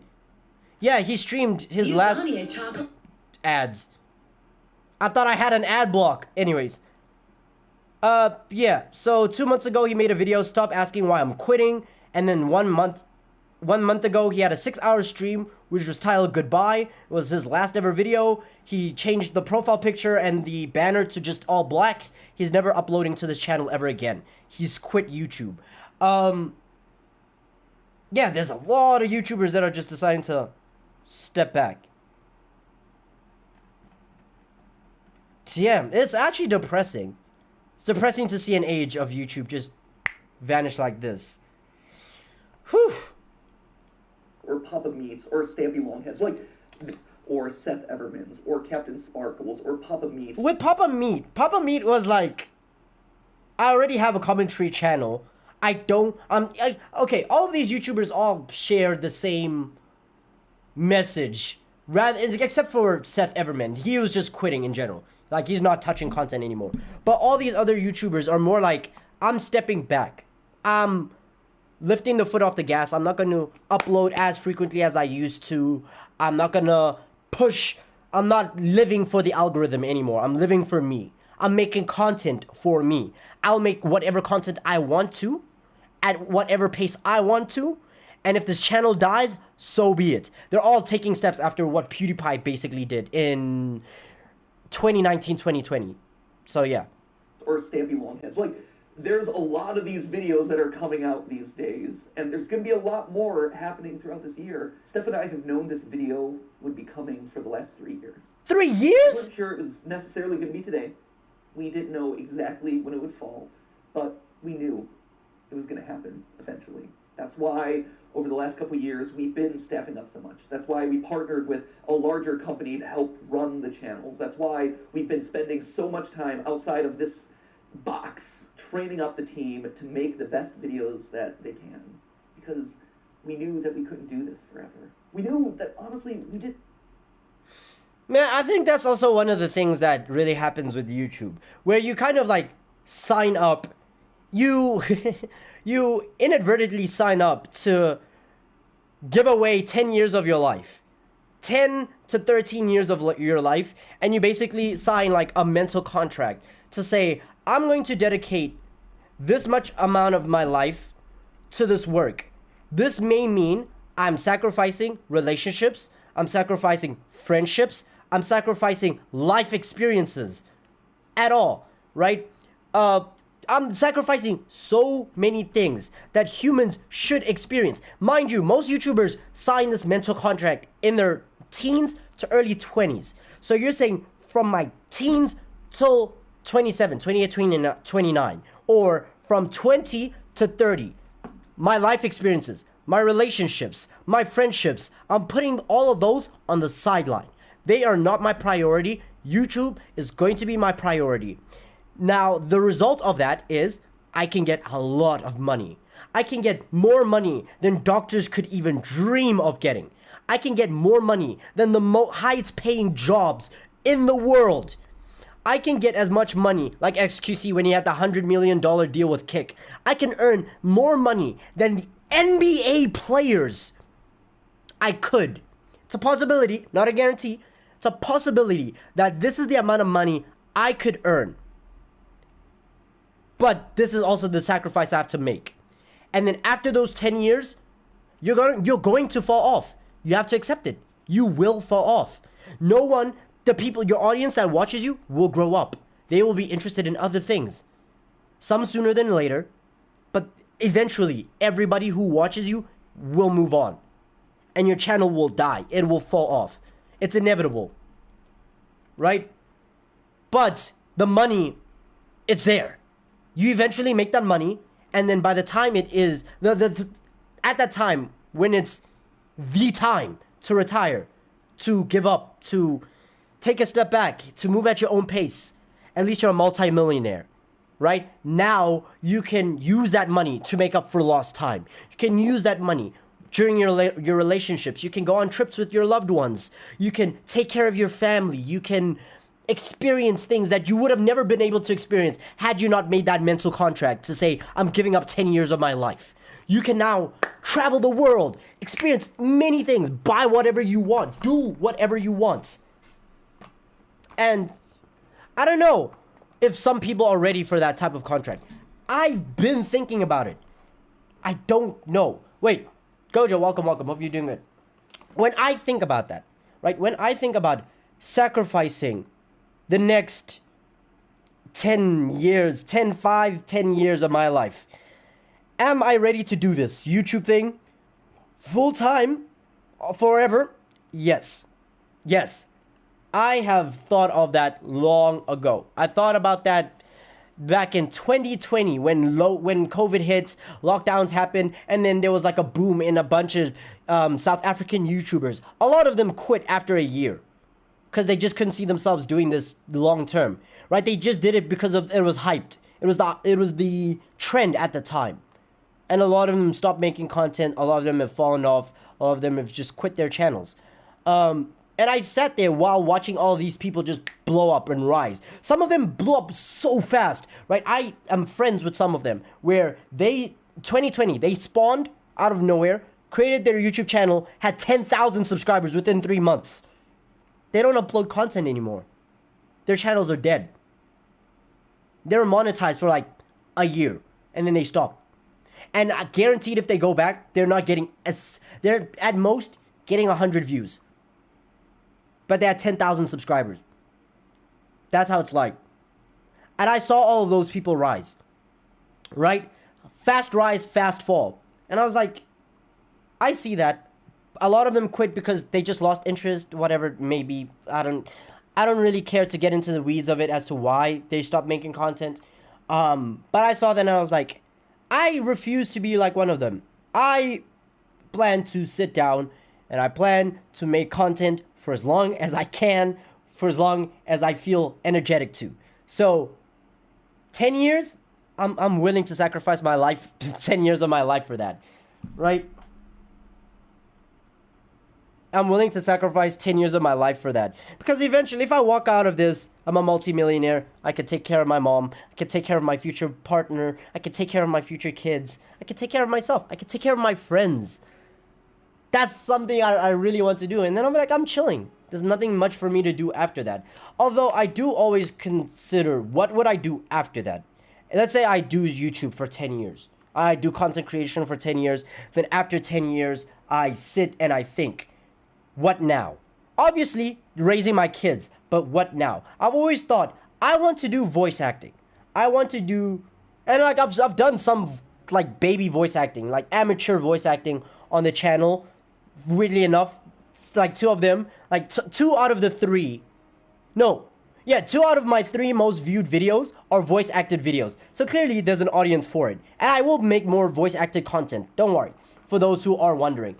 But I am saying, I'm sitting down and I'm thinking, I'll take care of my kids. I want to do some voice acting. And one dream I want to have. This is a dream I plan to make a reality. Somehow. Where, and I'm saying, I'm putting this into the ether. I'm spreading into the universe. If anybody steals my idea, it is what it is. I still plan to do it regardless. So, 1, I plan to be the first ever black voice actor for both English and Japanese. Right? That would be beautiful. To say, I am my voice actor. I play a specific role for both sub and dub. And I'm the first black person to do it. That's something I'm looking forward to. That's one of my goals in life. My second goal is to make enough money and get enough capital to create a live action studio that can make live actions correctly. I want to actually make good live actions. Of course, I'm going to start off small. I'm going to first start off with small slice of life animes that don't require a huge budget. That's, you know, they're realistic. They don't require much CGI. They don't require an extensive budget. And then once these live actions come out, people like them, they come out, they're good. I'm gonna make them in sub. I'm gonna make them native to their language, right? But like stuff like Sakamoto Deska, you know, haven't you heard I'm Sakamoto? I love that. Definitely would love to have that as an anime. I slowly do that stuff, you know, make those slice of life animes. Then I'll slowly move into more CGI animes. Maybe make a good, an actually good Death Note live action, right? Make an actual good Death Note live action, and keep moving from there and there and there and there, and then build up. And then my final goal, the live action at the end of the tunnel, JoJo's Bizarre Adventure and Fist of the North Star. Those are the two anime that I want to have at the end of the list. You know, at the end of my animation studio, my live action studio. Those ones will be my end goal, and I want to make them perfect. When I say I want to make a good live action, the actors look the same. They look as similar to the main characters as possible. The voice lines, the lines will be directly from the manga. You know, like for example, if I made a Jujutsu Kaisen live action, when Gojo says, "Throughout the heavens and the earth, I alone am the honored one," word for word in the manga.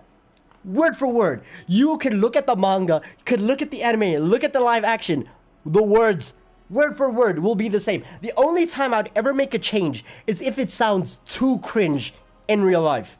Then I'd be like, we need to make some compromise here. Something needs to change. And that'll definitely be the case with some anime characters. If I were to ever make a One Piece one, it's gonna be weird. Like those those type of laughing. I don't know how I'd do that, but I'd find a way to do that. I'd find a way. And that would be my end goal when it comes to the live action thing, right? Death Note, everything's word for word, bar for bar. You can see those lines, you can see the voice acting, you can see the emotions and all of that stuff. And it's like, this is a good live action. That's what I plan to do. That's my future goal after I have kids. And then after that, I don't know, I just die. That's my goal afterwards. Die. You know? Do all that and then die. And then great. See, my goal is to have a large passive income. That too, a lot of investments. Whew, a lot of investments. I'm gonna need to learn how to stock market, read all of that stuff. Now I'm immortal. Immortality is the worst curse I would never wish immortality on anybody. Not myself, not my worst enemy. No one. I'd never wish immortality on anyone. That shit sounds like a nightmare. It is an actual nightmare. Like, actually think about it.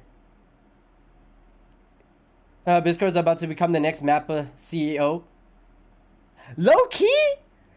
Low-key?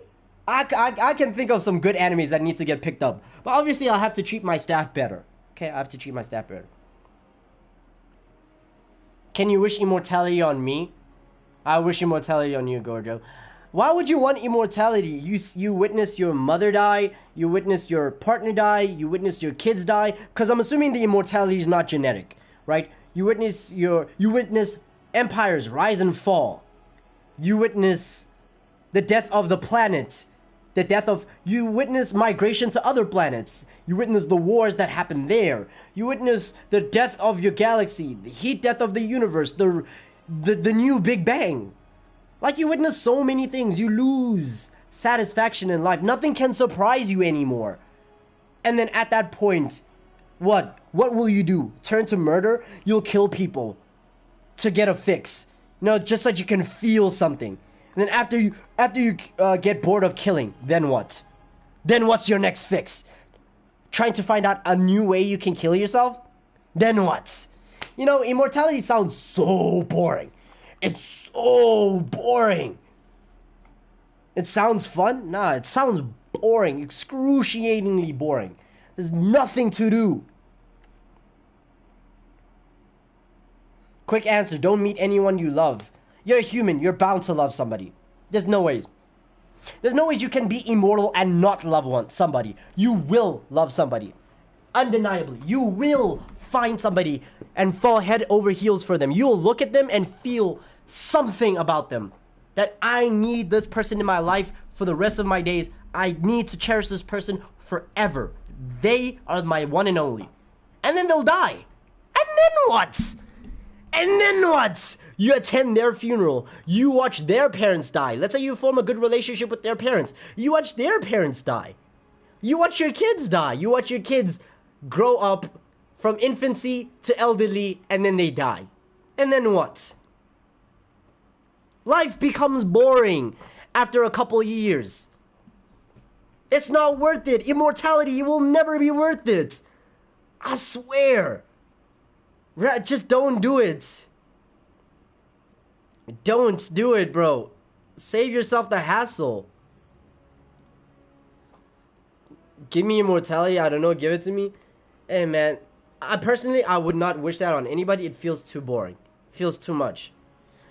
Anyways, back to MatPat's video. Damn, bro. We're 2 minutes out of a 25-minute video. Didn't want to do this forever. For as much as I love you, and I love overthinking things, and I love theorizing, I don't love late nights. I don't love the fact that Steph and I have been work first for over a decade, where I'm sitting down at dinner with my best friend, and we're talking about business logistics, or we're talking about animatronic toes. I miss the days where I could just sit down on the couch with her and play video games, and it's not for content. Or I'm playing a game and I'm not thinking about what theories are going to come out of that. I miss it. So that's understandable. Editors know this. Burnout is very much a strong thing amongst content creators, especially if you're a one-man team, which is why I've never tripped about the fact that Cory Kenshin doesn't post. Because even at his channel, sitting at, how many million subscribers is it now? Cory Kenshin is at Cory X Kenshin. He's sitting at 17 million! 17.7 million subscribers. Right? He's, even at that height, he still does everything one man. He doesn't have any other staff. It's just him. He records, he edits, he posts. That's it. Right? So I can understand why he has such an infrequent upload. I understand the burnout. I truly do. When you have a one-man team, I understand everything. I can understand where MatPat's coming from. Where you want to be able to do things and just not think about content. Do you know what this actually happened to me at some point? Where I wanted to stop streaming for a week. Right? It was just a week. I wanted to stop streaming for a week because I couldn't, and I discussed this with all my friends, all my closest friends, where I vented a frustration, and they told me I needed to get a break, and I was like, nah, YouTube won't let me take a break. Well, yeah, YouTube would not allow me to take a break, but it was like, I could not pick up a game without thinking about content. I couldn't think, there's so many games on Zay's library, 10K's library, my friend Nero's library, I have 5 friends connected to my PlayStation. And I can play so many games. And every single time I look at a game, I'm like, nah, I'm gonna hold off on this game so I can play it on my channel. I'm gonna make it content. At this point, I've never looked at a game to think I'm gonna play it on my own. Except, unless it's a game I've already played off stream before I started streaming. Like, let's say Batman Arkham Knight. If I were to replay it, I'm not gonna replay it on stream. Because I played it before, right? I'm not gonna refake these reactions. Even this game is one of those exceptions. Where it's like, I played this game before, but I kind of forgot most of it, but it is what it is. But it's like, there are so many games I've seen where I just can't look at the game outside of content. I see that game and I'm like, you gotta save this for the stream. Or else I'm not gonna play this game. It's so, I don't know, it's jarring. But it is what it is. It is what it is. For now, it doesn't really bother me. It bothered me, past tense. But now I kind of just accepted it. And I'm like, it is what it is. As long as I still get to play those games, I'm happy. As long as I still get to play those games, I get to have fun, I get to interact with people, I'm happy. I have no complaints anymore. The only thing I still need to consider is taking breaks. I need to figure out when it should be okay for me to take a break. And when that will happen, I don't know. I'll figure it out eventually. Right now, now that I have the computer, I can't take a break. I have to put my foot on the gas. I need to make sure this channel can grow as much as possible before I let my foot off and say, you know what, I deserve a break. You know, right now I'm not satisfied with where I am, so it'll be up to that. Let's see, I'm making pizza right now. Can't wait to shove it down my throat. I am hungry too. I need to get some food. Bro, I swear I heard a loud gunshot outside my house. Be sure it's not just a car. You know those cars that have, that, when they rev the engine, I don't know what the term it is. I can't speak. I don't know what the term is. I'm not a car guy. But when the exhaust pops, you know, pop, pop, pop, pop. Yeah, maybe, make sure it's just not that. Let's see. I give my friends who gave me games like the best vacation and gifts, like once or twice, because their actions right now putting the foundation for my future. True. That is true, right? Just like when I thought, if I end up making the money to where I'm comfortable and I don't have to ever worry about finances, I'm paying for PlayStation Plus. I'm paying for any subscription service for all my friends, especially the friends that have helped me get to where I am. I have the list already. Nero, right? Nero, Oni, Chris, Zay, Foxes, Coffee, Pilly. I already have, like, I have a list of every friend who has helped me in terms of, like, the games and stuff like that. To be like, you guys, I would not be here without you. Let me at least pay for your subscription. If you want PlayStation Plus, I'll pay for you. If you want to play a game together, let's say Lethal Company, like let's say Lethal Company came back out there. I did mention 10K. Let's say a game like Lethal Company comes out in the future. I'll buy the game for all of you guys. I'll buy it. I got it. Right? Don't worry, I got it. I got you. Type shit. And also, don't think I forgot. I still have the list of the first 30 members to join my YouTube membership. I still have that list. It's on my laptop. It's on my phone. I'm gonna back it up onto this computer. You guys, because again, without you guys, this computer that's right here next to my feet, I wouldn't have it. I wouldn't have it without you guys. So I will find a way to make it up to you all. All 30 members. I'm looking at you. I have your names. I have you guys listed. I'll make sure. I got y'all. Y'all will be straight by the time I got that money. Trust me on that one. That I will do.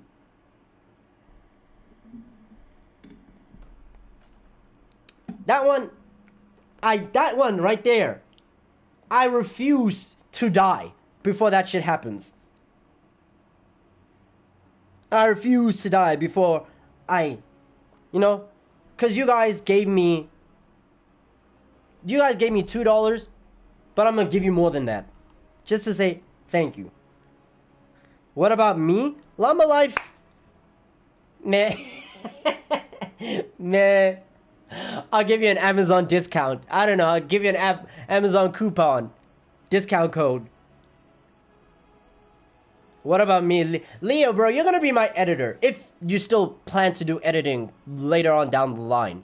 So we'll see we'll discuss your pay. Depending on how much I earn, we'll discuss your pay. I know you're Army Dog.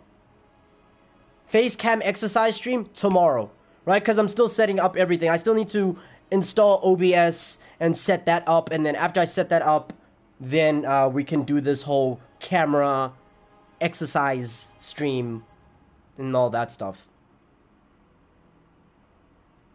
I'm your editor. I'm down. Yeah, you and Wise Hat. Rose needs to be my editor. I'm making a Vagabond video. There's a Vagabond video in the works, and I still need to make the thumbnail. I might make the thumbnail on stream, but yeah. The way Rose edits, I love the way he edits his videos. There's just something special about him. He has Tyler, the Creator levels of creativity with the way he edits his videos. And I need that for the Vagabond video. So I need to talk to him. I need to ask him to edit that video for me. And then we'll discuss pay for that one. Back to MatPat. That's a big reason. That was a big one right there. But also just the internet's changing. My life has changed in the last 13 years. I mentioned Ali before.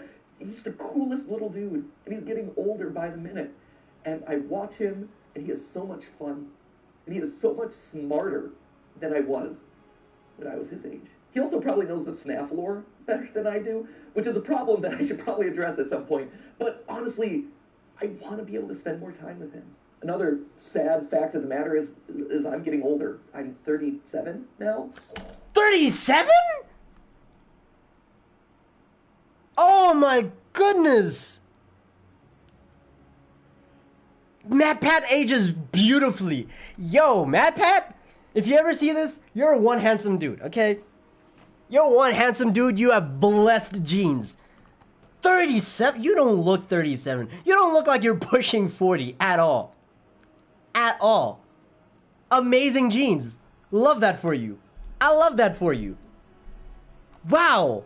Like, the average YouTuber is in their 20s, hitting their 30s. What, Charlie? Penguin Zero's 30 this year. Mudahar's 30 this year. Corey Kenshin's around 30 this year. Berleezy's like 31. PewDiePie's 33. Like, all these YouTubers are in their, like, late 20s to early 30s. So, for MatPat to be 37? Wow. Wow. That's great genes. Love that for him. Oh, man, I guess tomorrow I'm gonna start exercising and learning After Effects. We'll learn together. What did you think about my JJK video? That's one of the reasons why I want to hire you as an editor. Because I like the way you did that video as well.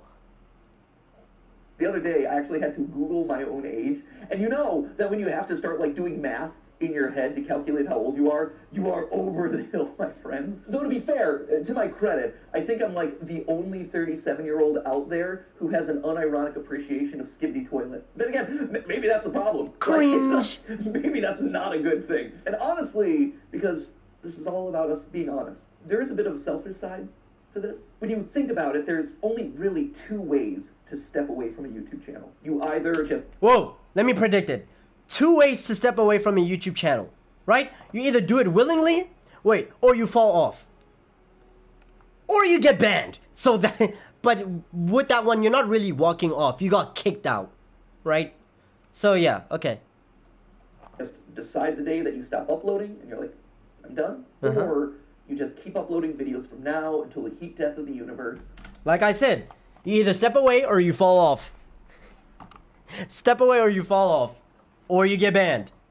And you watch as your relevance slowly dies, or your passion slowly dies. And for me and my journey in this place, I always wanted to go out on a high note. And when you stop and look at the last year, this has been the best year in the theorist lifespan ever. Like, no joke. It is our highest view year.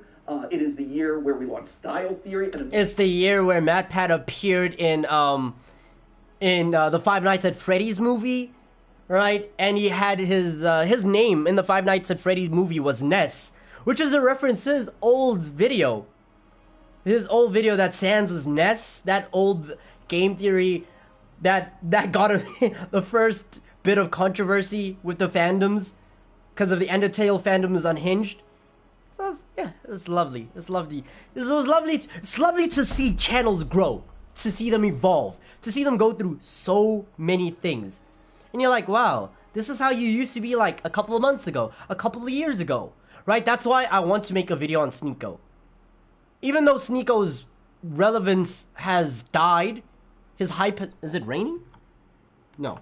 Even though Sneako's relevance has died since he got banned off of YouTube. Like, he got banned off of YouTube, then he still had a bit of relevance, and then it kind of, like, dipped off, and now people don't really pay attention to him. Sneako's kind of a forgotten name at this point. I still want to make a video on him. And it's not gonna be like the typical documentary. It's every single time I make a video on a specific person, I want to make a video on them through my eyes, rather than through the general lens, right? To be, oh, this is Sneako, this is his come up, and this is how he got banned, and this is his rise and fall, and yada yada. No. I want to make a video through my eyes to say, this is how I saw him when he first started off. This is how I saw him in the middle. This is how I saw him when he fell off. And this is how I see him now. That's how I want to be with the videos that I make on Nujabes, on MF Doom, on Musashi Miyamoto, on Sneeko, on anybody else that I decide to make content on. I just don't want to make a documentary. It feels so bland. I want to give my perspective. I want to show people the world through my eyes, you know? So yeah, I still want to make a video on Sneeko. It's gonna be tough. I have a lot of footage on my hard drive that I backed up from his VODs. Well, no, actually, most of them were from Destiny's VODs. Cause, yeah, that's where Sneeko had most of his unique moments. And also the times when he popped up on Fresh and Fit. But yeah. Immediately put our foothold in a brand new space, and that took off, and now we're one of the top style and fashion channels on YouTube. And that kind of completes the trifecta of, hey, we now have a top channel in 4 different verticals that are completely different, and no other YouTuber really has ever been able to do it to that scale. That's amazing. This is also the year where I was able to meet you guys at our Broadway show. I was able to play at the PGA and show that, hey, YouTubers aren't particularly good at golf, but they can make your event relevant for like a couple of minutes. It was also the year that I got to host the Streamy Awards, and it wasn't cringe. I mean, to be fair, the Streamy Awards were always a little bit cringe, but it was the right amount of cringe. When I remember when people were shitting on MatPat. Well, it's not really. It wasn't like that much of shitting, but like some people were just kind of giving MatPat these kind of thoughts. I was like, oh no, that joke was kind of cringe when he made a joke about Five Nights at Freddy's in the middle of the Streamy Awards. And it felt like not a lot of people understood the reference. Some people did. I did. I didn't laugh. But it was MatPat, so I was like, expected. You know, I wasn't surprised by it. But people were really cringing. The internet's just negative, man. It's just negative.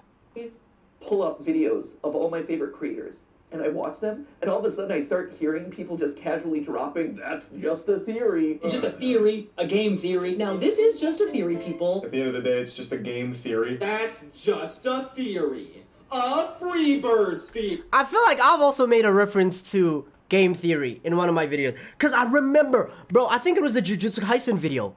It's one of my most performing videos where I made a where I made a game theory reference. Wow. It was the introduction, and then I know I made a reference in another video. Cause bro, I wear my references on my sleeve sometimes. Where there'll be moments where I watch a YouTuber excessively, I just grind their content, and then I make a small reference in the video that I make straight after that. So there was a time where I was watching a lot of game theory, back to back to back to back. Then I made a reference in my Jujutsu Kaisen video with the "Hello Internet," you know, with the Jujutsu Kaisen video, and then there was the one time where I was just grinding the needle drop, right? Anthony Fantano's video, back to back to back to back to back. And then I made my Bubbles video, my Bubbles review. And then I was like, I shaved my head because Anthony Fantano. And I was like, hello internet, Biscotti Bantano type shit. So, yeah. I really do like to wear my references on my sleeve sometimes. A lot of the time. You'll know where the reference is from. But it's nice. Theory. Also a lot of lore, so if you're a big theory head, proceed at your own risk. I did not know about this theory. That's a theory. Okay. That right there, that is incredible. And that's the note that I want to leave on. And that's how you just know it's the right time. All of Also, what I love about MatPat is he's never really been through any controversy. Right? I have to go. I have a fight at 8. Best of luck. I wish you nothing but strength. I wish that you win this fight. I wish you win with a knockout. And I wish you can raise your hand up high knowing that you won. Okay? Good luck with that fight. Okay? I'll see you when you decide to pop up on stream again. But what I was saying is that MatPat, what's nice about him is that everybody who's met MatPat always has something positive to say about him. There's never been a single person who's given a negative review of MatPat, whether it be former employees, fans, anybody. Everybody loves him. He's never gone through any significant controversy. Ever. I don't think I could ever be that unproblematic. I know at least one point in my career I'm going to face a controversy. What it would be for, I have no idea. Maybe it'd be for edgy jokes? Racism? Question mark? Both? Question mark? Both. Yeah, both. Both. I'm calling it right now. I'm calling it. Let it be known. What's the date? It's midnight, right? So it's January 10th, 2024. I'm calling it right now. If I ever get caught out on some controversy, it's probably going to be for racism or edgy jokes. Or both. Most likely both. I'm calling it right now. Anyways, yeah. I don't know. I envy unproblematic YouTubers. But hey, it is what it is. Those reasons coming together, saying, hey, this is the moment. And that's hard to say. Because change is scary. Change is hard. But sometimes the right decision isn't the easy decision. The easy decision... What's that one Thanos quote? Sometimes decisions require the hardest... Fuck, I forgot the quote. Thanos quote... what was it again? About... Sacrifice? Was it sacrifice? No, that's a small sacrifices for salvation. Oh yeah, the hardest choices require the strongest wills. That's the one. That's the one I immediately thought of when it happened, when he said that. Aiden and Demi are already broken up. Who the fuck is Demi? I don't keep track of Demi, Aiden Ross. The fuck is Demi? Demi sucks. Bringing up random ass niggas. She probably got more like followers than I could ever. Let's peep on Instagram.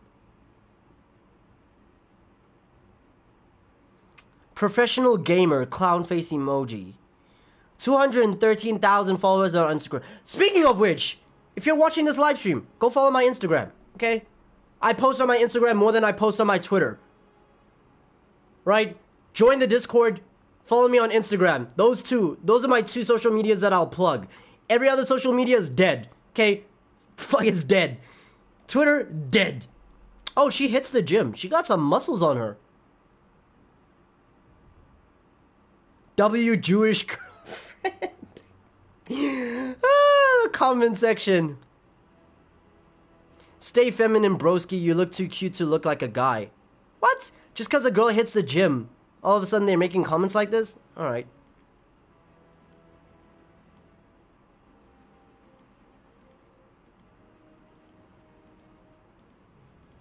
She's cute. Personally, wouldn't, because she looks too much like the type of girls that you'd see around California. Not Miami. She looks more softer. She looks too soft for Miami. Even though she does live in Miami. She looks too soft for Miami. She looks more California in terms of her energy. So personally, wouldn't, but hey, it is what it is. Anyways, unfortunate that they broke up.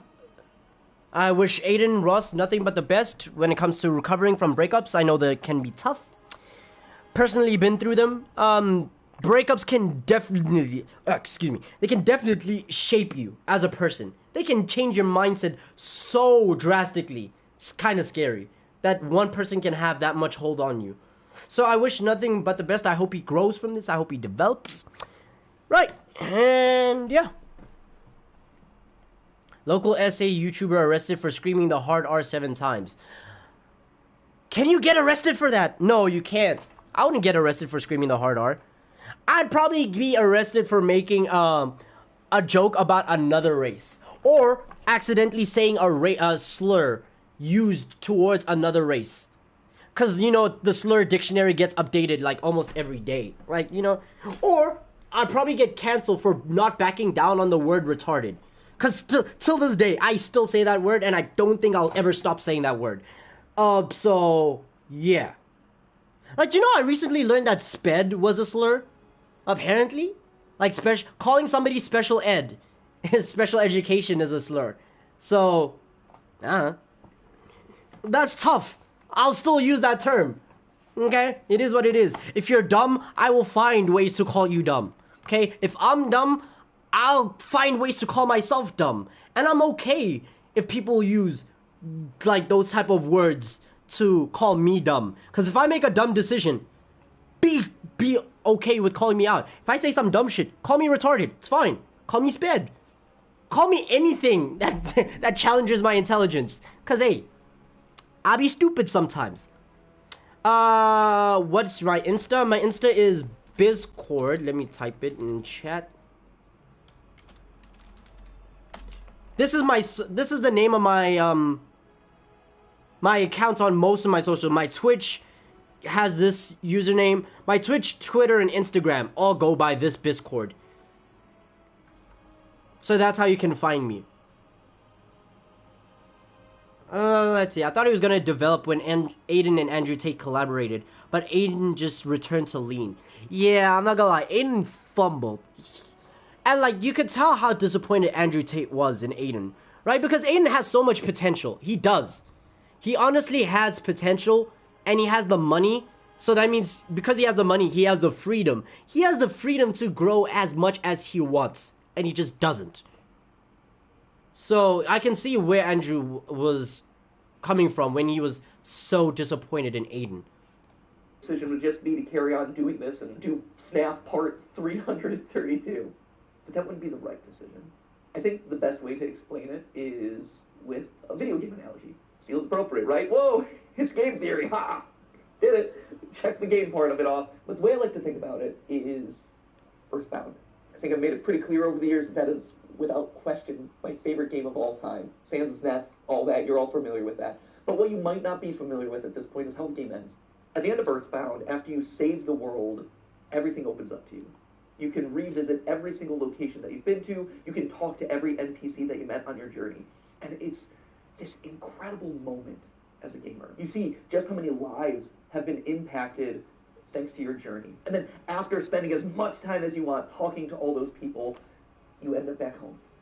You go back to where it all began, where you were just a kid waking up in bed and starting your adventure. And even though your mom's there, and your dog's there, and your weird telephone dad's there, it feels different somehow. Like, sure, this is still a place of love and acceptance and comfort and security, but you just don't quite fit anymore. Because you just... Oh, it's the idea of outgrowing... I would fold King Kong if I were to see him in real life. Bro, you wouldn't even fold a chimpanzee, okay? Chill on that. But I understand where MatPat's coming from, where it feels like you've developed so much. You've outgrown. And it's not necessarily a bad thing. Sometimes it's a good thing, and sometimes it's a bad thing. Where you've outgrown everything that you have come to grow up with, right? Sometimes you outgrow friends. Sometimes you outgrow family. Sometimes you outgrow just yourself. You look at situations and you're like, huh, this is who I was before. And then let's say, like I know, for example, if I were to go to my old home, right, the house that I have in Pretoria, and I were to just step in that house, the memories that would flood me, the memories would hit me like Gojo's infinite void, right? I would be stunned, standing still, just memorizing every single encounter I've ever had in that home.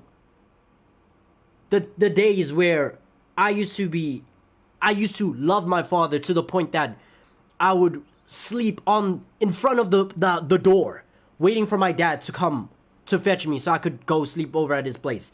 The days where I would just spend until like 7 in the afternoon or 7 in the evening playing outside with my friends, swimming, right? The one time I thought I walked on water. I still don't know if that was a dream or if I actually did it. I think it was a dream. The one time I walked on water in the swimming pool. Well, I'd go to my friend's house. His name was Kelvin.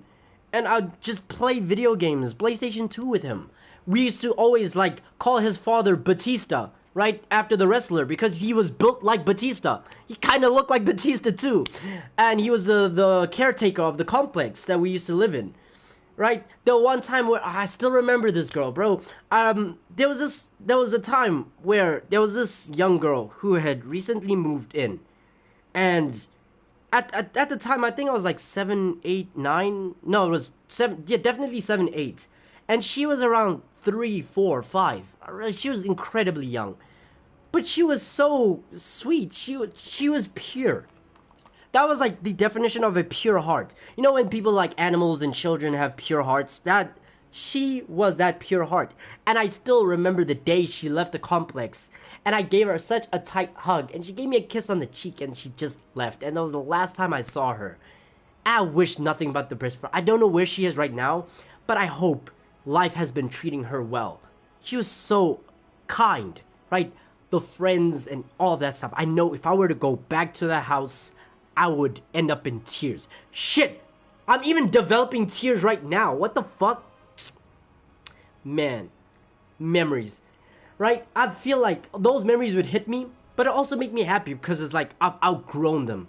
I've grown up so much from the person I was back then. And it's a nice experience. It's a nice experience too. So I see where MatPat is coming from. Yeah. I definitely see where he's coming from when he talks about just YouTube and all that stuff and returning back and everything feels different, but feels nostalgic, feels the same. So yeah, I totally understand. Traveled the world. You made all these new friends. You are different. You grew up. And your relationship to this place grows up. It evolves. In case you couldn't tell, I'm Ness, which I guess would also mean that I'm also Sans. But I was also Ness in the FNAF movie, which just opens up all sorts of weird canons. Slap a thumbnail on that one. So anyway, there you have it. That is why I'm leaving. I hope you can understand. But that obviously begs the question of, like, what happens to the channels? Well, for the next 10 weeks, we're going to have ourselves a big old going away party. If Unis Honest taught us anything, it taught us that you probably shouldn't use urine for a personal sauna. But if... Oh yeah, bro, Unis Honest, I feel that's one part of the internet I think I would regret. Or the one part of the internet that I regret missing out on. Because I only heard about Unis Honest the day the channel got taken down. Or the day the channel got deleted. I did not know it existed at all.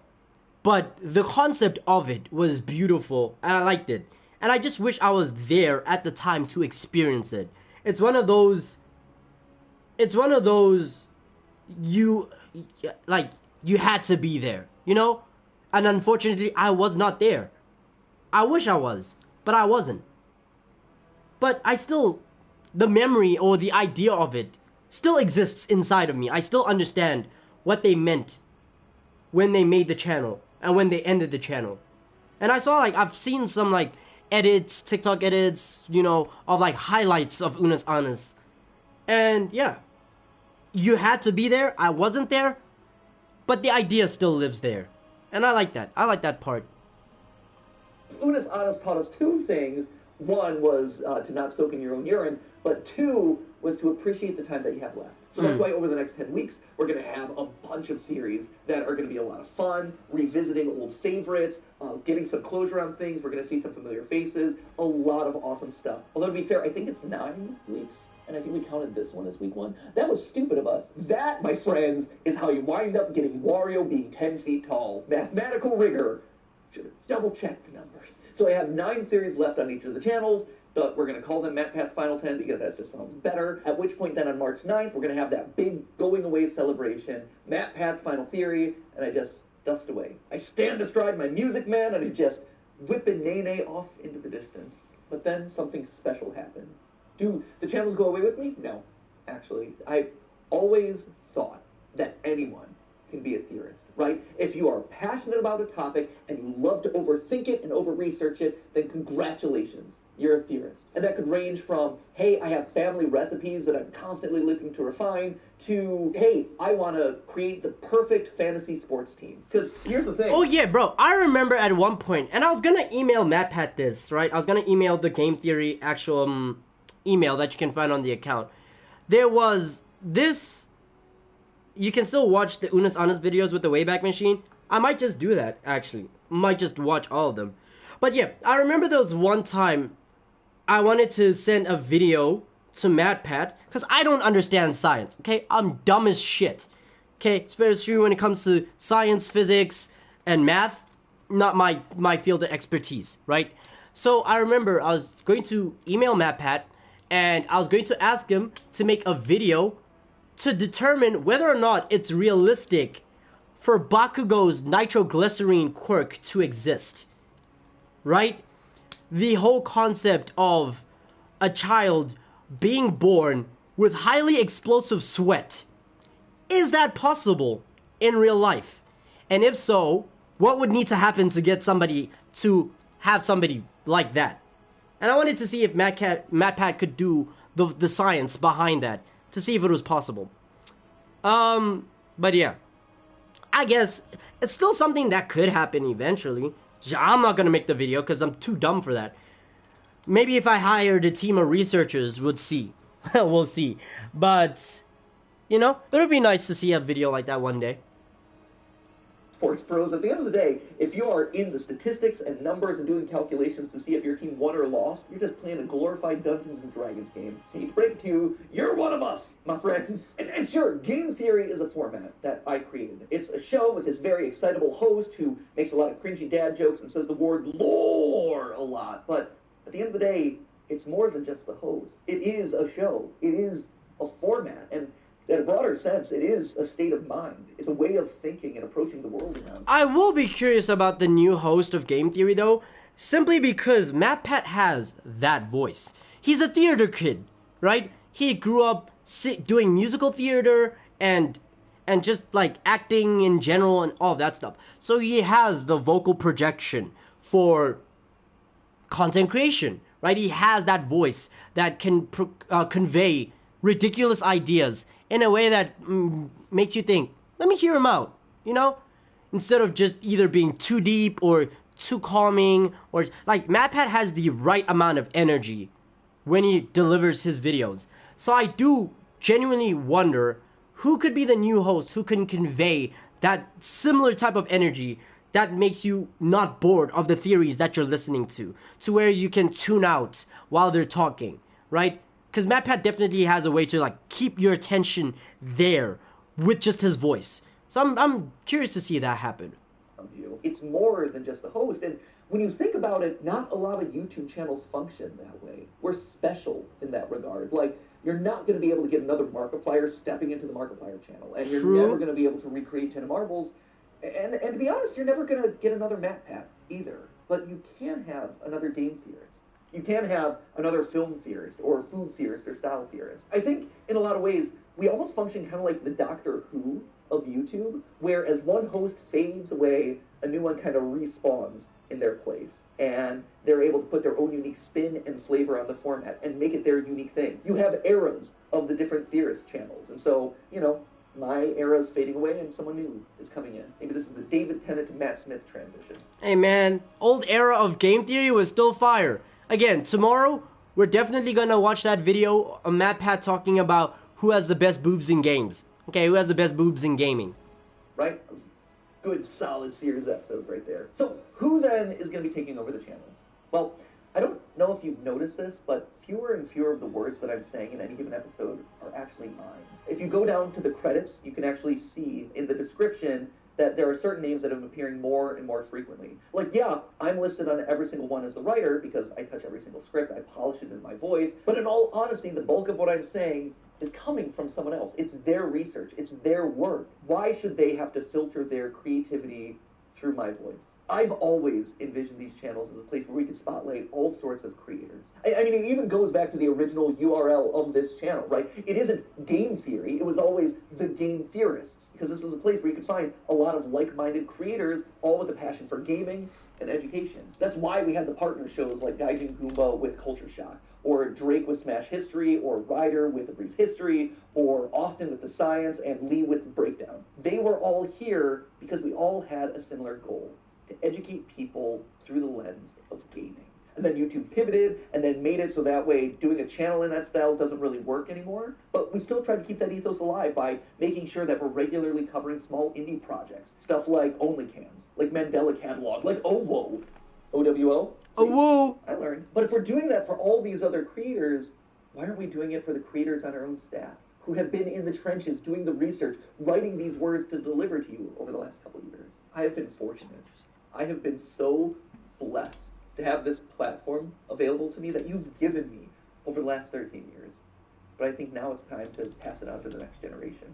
It's time to give someone else a shot. But I realize that I'm getting off track here, so back to the question. Who's taken over? First off, it's not going to one person, but rather 4. I would not wish my schedule on anyone. Like, sure, I'm willing to not sleep for the last 13 years of my life, but I feel like as Old Man YouTube passing this along to the next generation, I should probably do my best to try and make it more sustainable for them. It's also going to people that you're already familiar with. You've seen them showing up in shorts, you've seen them here on the couch with me for GT Live, you've sometimes seen them washing their hair with me in my own shower. Don't read too much into that, but it is accurate. Most importantly, though, they're each an expert in their own individual subject matter, and they've been spearheading the creative of the channels for the better part of the last year. And I think what's maybe the most fascinating about all of this is that each of the 4 of them come to us from a completely different angle. You know, so for instance, you have Lee, right? Lee's going to be taking over Film Theory, and Lee has been with us for 10 years. 10 years. It's crazy. So 10 out of the 13 years, Lee has been on your side? Damn, I can't speak. He's been on your team. Okay. Yeah, good hands. He's in good hands. Film Theory's in good hands with him actually then. Editor number 3 for the channels. We had Ronnie, and then we had Ryder, Foot of a Ferret, and then we had Lee. I think his first theory that he ever worked on was Rosalina's Peach's daughter, Peach is Dead. One of my all-time favorite episodes that we've ever done on the channel. And over time, he rose up. He had his own show on the channel here. He had Breakdown, which were these just beautiful documentaries that were edited in such an incredible way. And since then, he's been spearheading a lot of the creative on both the writing and the visual side. And then, of course, you have Amy over on Style Theory. And Amy is actually a very different case here. When she first approached us, I think it was 6 years ago, she didn't know about the channels. All she knew was that she wanted to learn everything that she could about digital video, and that Theorist was kind of the place that you went to learn that stuff. Like, we were the best when it comes to analytics and optimization and programming and things like that. She got in, and she just devoured everything that we threw at her. So much so that she eventually got to the point where she was so good that she was consulting the largest mobile game company in the world based off of the stuff that we were working on here in studio. Incredible. And all of that will be... Wait, biggest mobile company in the world. Let's see. What is biggest mobile... Let's see, what is the biggest mobile company? Apple! Woo! Big money! Being responsible for packaging somewhere around like 500 episodes across all the channels. And then she helped me and Steph brainstorm Style Theory for 2 years before the channel eventually launched, hoping that maybe one day she would be able to rise into the hosting role for it. And now here it is. And then, of course, you have Santi and Tom. Santi over on Food Theory and Tom over here on Game Theory. And interestingly enough, they both grew up watching Game Theory. We were their childhood show, which, to be fair, just shows how old we are. Santi would eventually go work at Mythical with Rhett and Link before coming here, where he is bravely spearheading Food Theory and letting me mercilessly make fun of all of his recipes. He's much better than I give him credit for. I just like giving him a hard time. And then Tom, he worked at Disney and Fox, but he knew all along that he wanted to be here, right? Like, this was his aspirational goal. He wanted to write here. He emailed us a cold email outreach. We just miraculously saw it, decided to audition him, and he crushed it. His first episode that he worked on was actually watching every single installment of the Pokemon anime to calculate Pikachu's level. And to be fair, that was his pitch. Like, I have asked people to do some crazy things in the past, but not even I'm that brutal. Like, you can only watch Team Rocket blast off so many times, but he's like, this is an episode I'm passionate about, I think I'm going to knock it out of the ballpark, and I'm going to show you how committed I am.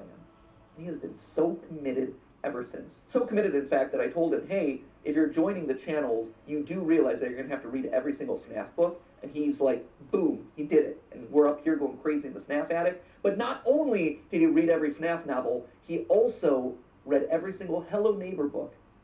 Yeah, he went that far. Currently... Hello Neighbor? Bro, Hello Neighbor is... I'm gonna bite my tongue when it comes to Hello Neighbor. Let's just continue. Let's continue. Because the new movie's coming out. If nothing else, I think that really proves his level of commitment and also his appropriate level of insanity. He's been off the cuff at times. Like, I don't know if you saw on a recent GT Live, but Tom was here on the couch with me, and he actually denied that the moon existed, which was a choice. Main character from the chat says, that sounds like somebody who doesn't have a flag on the moon. I mean, that's if you believe it's even that. The moon? I don't think he actually believes that, but if he does, we're going to get some weird Majora's Mask theories, let me tell you. When I go out at this point, I am recognized at least 5 times. It's crazy. It's a really high number at this point. And it's a fascinating split because 50% of the time it's like, oh my gosh, you're MatPat. You were my childhood. I loved watching your FNAF theories. And I'm always like, well, you know, the FNAF's still going. And they're like, what? No way. And we talk about the new game, and it's always really fun. But the other half is, oh my gosh, you're MatPat. You are my childhood. I'm watching you right now. I loved your most recent theory. That's awesome. Yeah, I don't think MatPat would ever encounter a fan that would, like, cultivate any animosity towards him. You know, any, like, negative energy to be like, oh, fuck you, you know, yeah, none of them are like that. Such an honor. I've been so honored to be a part of all of your lives. But I think it's time for someone else to have that honor. I think it's time for someone else to get to ruin some childhoods. And that just kind of leaves us with one final question, right? Which is, what about me? You know, where do I go? Do I just retire to a beach somewhere? Do I whip a nene off into the distance? No. I'll still be here. Obviously, first off, we've got our final 10 episodes, like I said, so that's, well, it wasn't 10 episodes. However many episodes are left between now and March 9th, we got those. I'm going to be on GT Live from now until the foreseeable future, probably until the end of the summer. That feels about right. And then we have the big going away video on March 9th. After that, I, you know, stand aside as Santi, Lee, Amy, and Tom step up and take over the hosting role. But I'm still going to be here. I'm still going to be alongside the creative directors talking about programming, brainstorming ideas for... Okay. Yeah, I like that. So he's not gone. He's here. Look, this is the way I see it. I see the way MatPat is moving as like Jeff Bezos, right? With Jeff Bezos stepping down from the CEO of Amazon, but he's now lead director. So he's like, he's not the boss, but he's still the boss, you know? He's still there. And I think that's the case with MatPat. So, you know, that's perfectly fine. As long as one day we still get to see him pop up here and there, make little cameos, I think I'd be good with that. For upcoming episodes. That's awesome. I love that. I don't want to give that up. But the other cool thing about this is that it opens up the door for me to turn the script. For the last 13 years, I've been commenting on other people's IP, but now that I'm stepping out of those roles, I get to create the IP. Still as a part of Theorist, but I get to create things that are going to challenge those new hosts of the channel. Things that I've had in the back of my mind from years of studying media that I can now make a reality, and the channels can comment on them. Things like, for instance, I have a lo-fi mystery series that I think you're really going to dig. It's basically like if you took a lo-fi channel and applied an ARG narrative to it, it becomes lore-fi. I am so stoked about this. The music is sounding really good. The animations are coming together really well. That's going to be launching in a couple weeks. We'll see if Lee over on Film Theory is going to be able to solve it. In April, I'm actually going to be coming back onto Style Theory to host a giant fashion show that we're doing there. We collectively have this thought of like, hey, online brands, online influencers are coming up with their own apparel lines. Why is there no place to showcase that sort of stuff? Yo, where's that nigga Wisdom?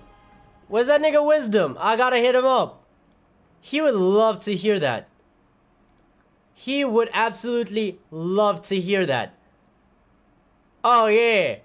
Oh yeah. I would definitely tell Wisdom that.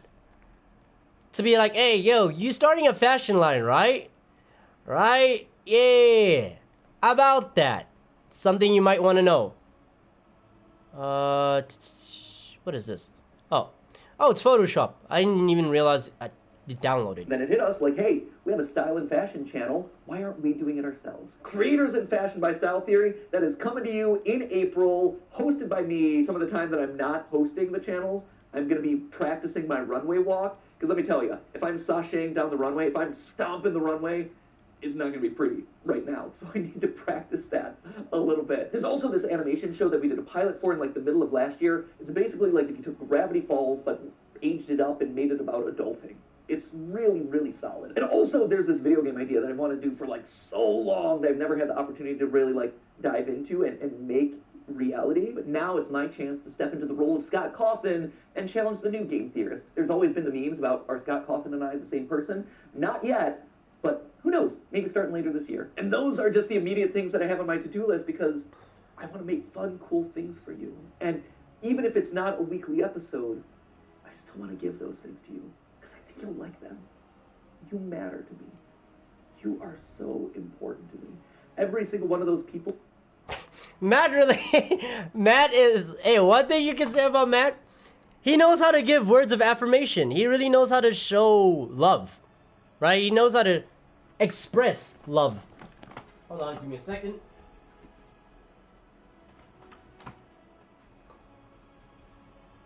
Like he knows how to express the fact that he cares.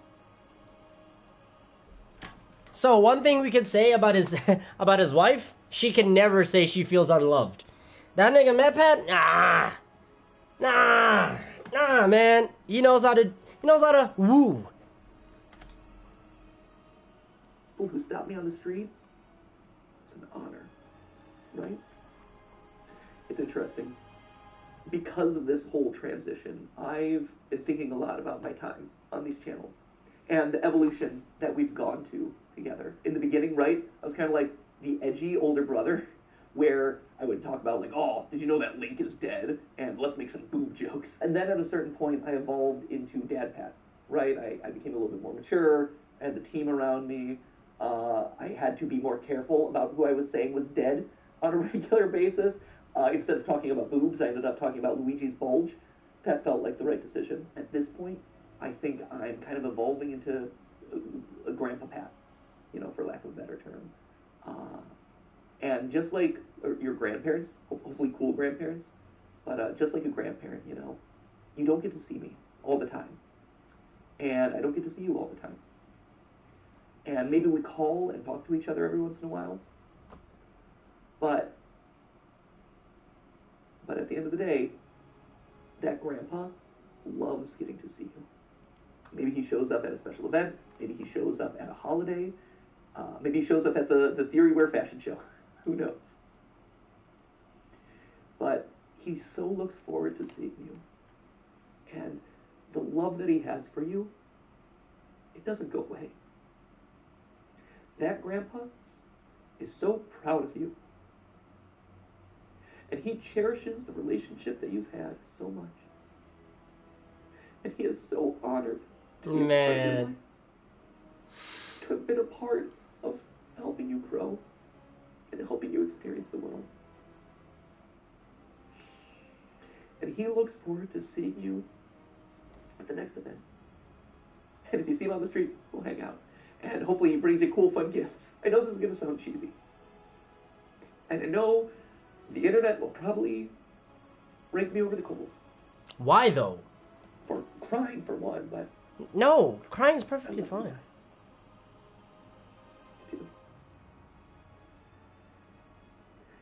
You're not just numbers. You're not just ad impressions. You're not just merch sales. What you have done for me, and from everyone I talk to, what I've done for you, is special. Very out of the blue things. What are you talking about? When I was in middle school, I'm gonna fail I had German. this goal. Why? Why aren't you studying German? Why aren't you studying your German? Of making the world a better place because I had been part of it.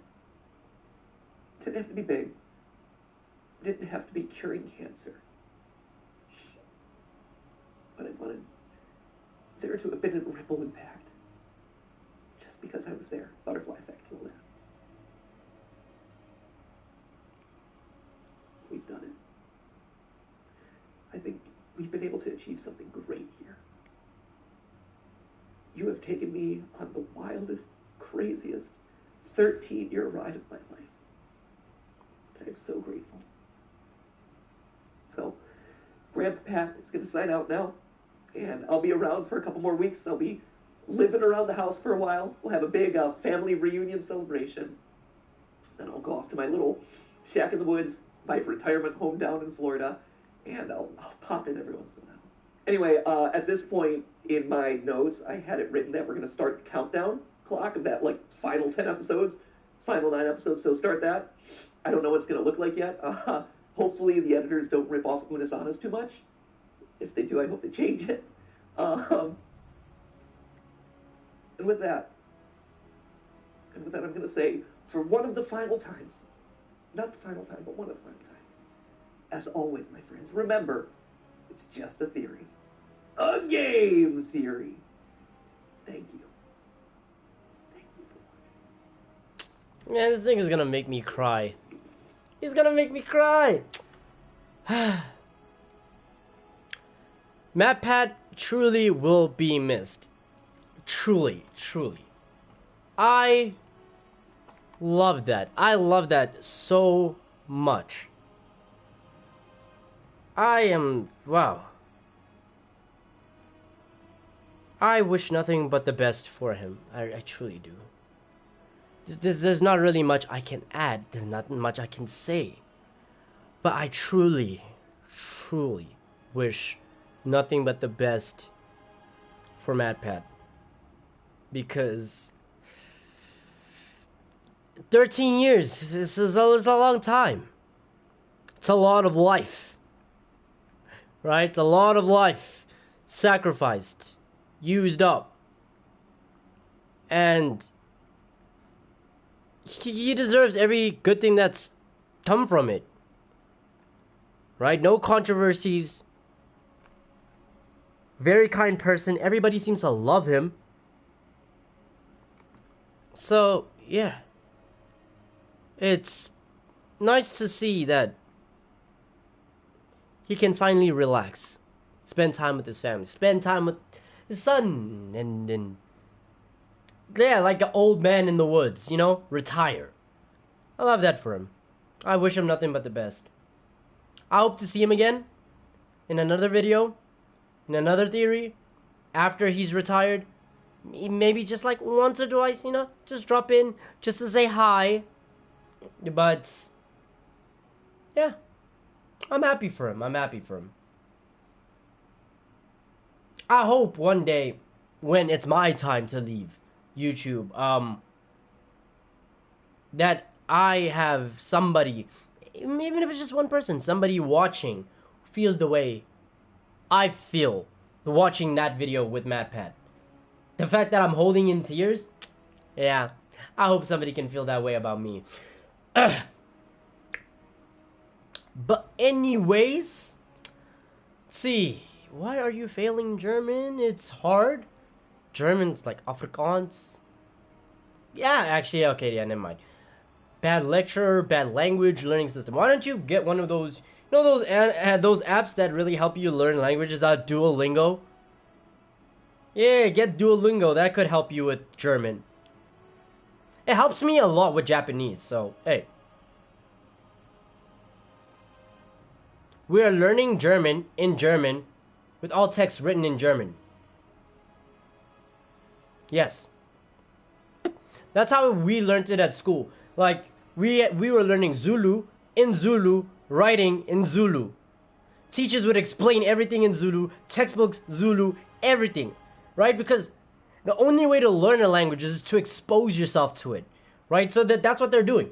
They're exposing you to the language so you can learn the language.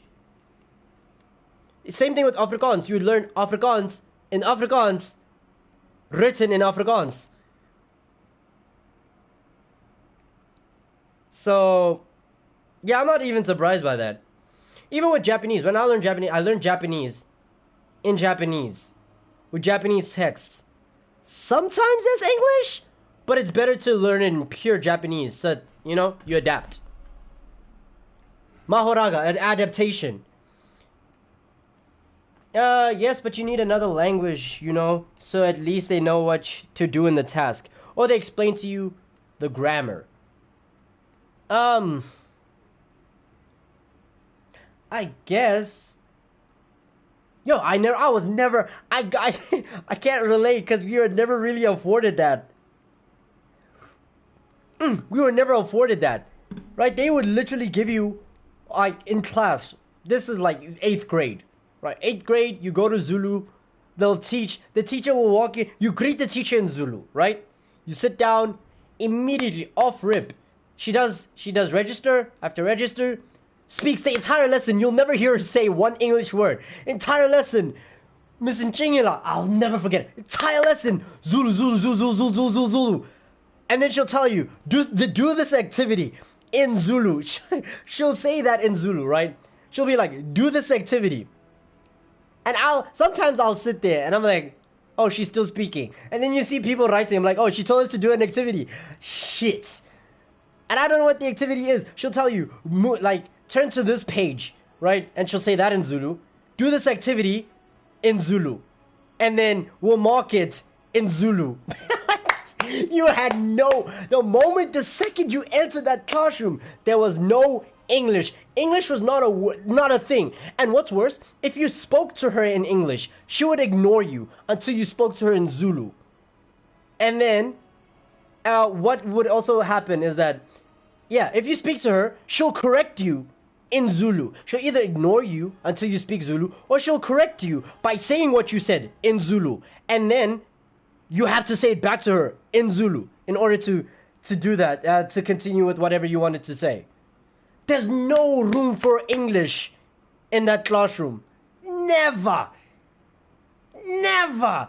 And she was my Zulu teacher until grade 10? So she was my Zulu teacher for 3 years. And that's how I was learning the language. Yo. Wow. That was an experience. How did you understand? Did you speak that language? Yeah, Zulu's my native tongue. It's my mother tongue. Right? My mother and my father are both Zulu. So even though I struggle, because I've been fairly whitewashed, I struggle to speak Zulu, but I can understand it. I can understand most of it, right? So if my teacher were to speak to me in Zulu, I'd understand what she's saying. I kind of struggle to respond back, but I understand what she's saying.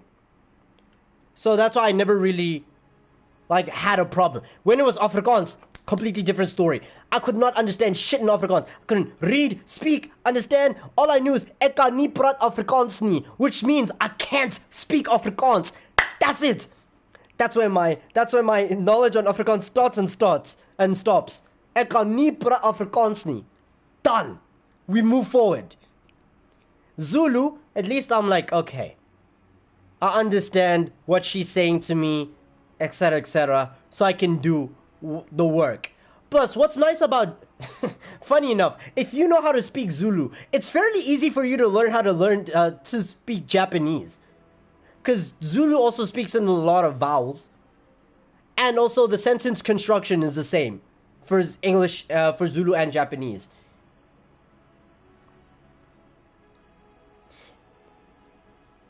Oh, that shit was wild. Imagine learning Afrikaans in Afrikaans. You see, the nice thing, when I was learning Afrikaans, I was learning it from grade 2, from 2nd grade until 7th grade. That's when I was learning Afrikaans. Somehow I was passing. Barely, but I was passing. And the only way I was able to learn was because I had friends. And also, the Afrikaans teacher was kind enough to let us carry an Afrikaans to English dictionary. Right? So, I mean, yeah. This was before the age of Google Translate. I think Google Translate was only a thing when I was in 7th grade. That's when it started getting used. So, yeah. You talk to me in Afrikaans, I can understand some words, but If you were to tell me trappa van vergelijking, I don't know what that is. Actually, no, I do. Trappa van vergelijking it's what is it? What's the term for it in English?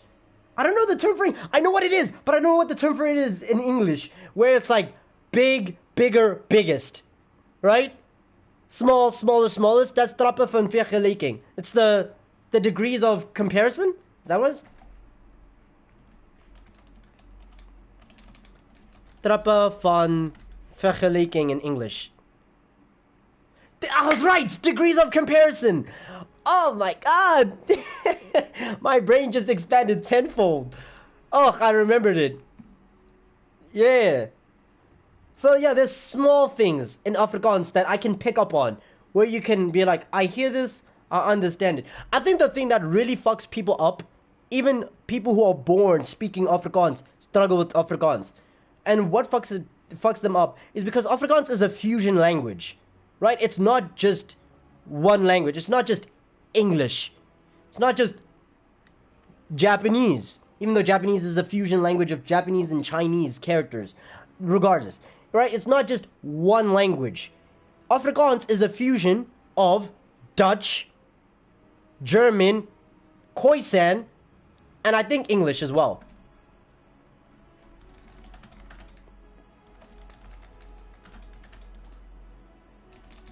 What is Afrikaans a mix of? Yeah, it's mixed with Dutch, Malay, Portuguese, Indonesian, Indigenous Khoisan. Like, that's 5 languages in one. 5 languages in one. And where's West German? So that's 6 languages in one.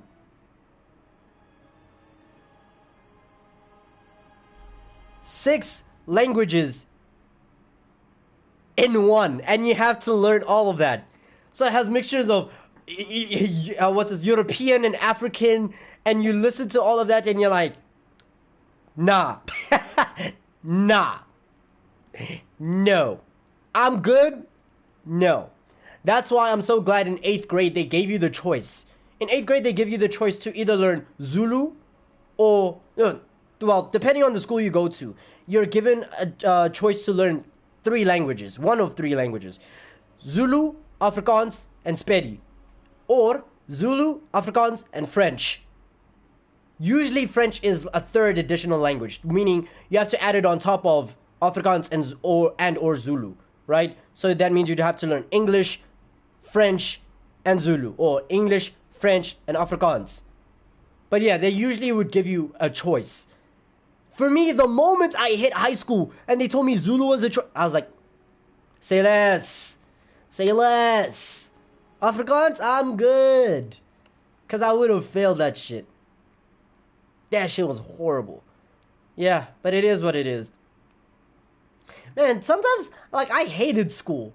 But sometimes talking back about school, there are moments where I really did enjoy it. Even the bad parts. Even the bad parts of school, I enjoyed. Like, I look back at it and I'm like, I fucking hated it. And I would never want to relive it. But I still enjoyed it. Because those were some good memories. Like, I still remember once in... was it 4th grade? No, it was 6th grade. I remember when I was chilling with my friend in Zulu class. Right? Because we had to learn... at the time, we had to learn English, Zulu, and Afrikaans. Imagine. And at the time, what? You're 12? You're 12, 11, around that age. And you have to learn 3 languages. So I was like, shit. Anyways, I was chilling in Zulu class, talking to my friend. And my Zulu teacher got tired of me talking to my friend. So she threw a Zulu dictionary at me. And that shit shut me the fuck up. I was like, yo. You got it. But yeah, it's days like those. Or when I was in 3rd grade, because ADHD, I was the most energetic kid in my grade. Not even my class, in my grade. I had the most nastiest ADHD in my grade. So there was one time where I was in my teacher's class. Her name was Miss Marshall. Well, Willier. She was Miss Willia, and then she married into Miss Marshall. And I remember I used to be so energetic that I'd be bouncing around, and then I'd stand up. I'd be like, "Ma'am, can I please go sit on the beanbags?" She's like, "No, sit down." And I'd just constantly talk and move around and all of that stuff. She got tired of my shit, so she took duct tape and she taped me to my chair and then put tape over my mouth. She was like, "You're gonna shut the fuck up while I teach." It didn't hold me for long, but she tried. She tried. And yeah. And then it was at that moment where she decided to contact the play therapist. And she was like, she contacted my mom as well. She's like, "Your son needs to get tested. I'm getting tired of this shit. He needs to get tested." And that's when I got diagnosed with ADHD. So, yeah. Hey, at that time, it was what it was.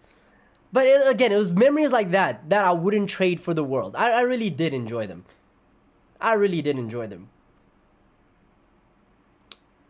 I probably should. My primary school's not that far. It's a walkable distance. I should probably go there and visit and see what teachers are still there. Like, I know I need to see if Miss Swan is still there. She used to love me, bro. She used to see she saw potential in me that I didn't see in myself. She was the music teacher.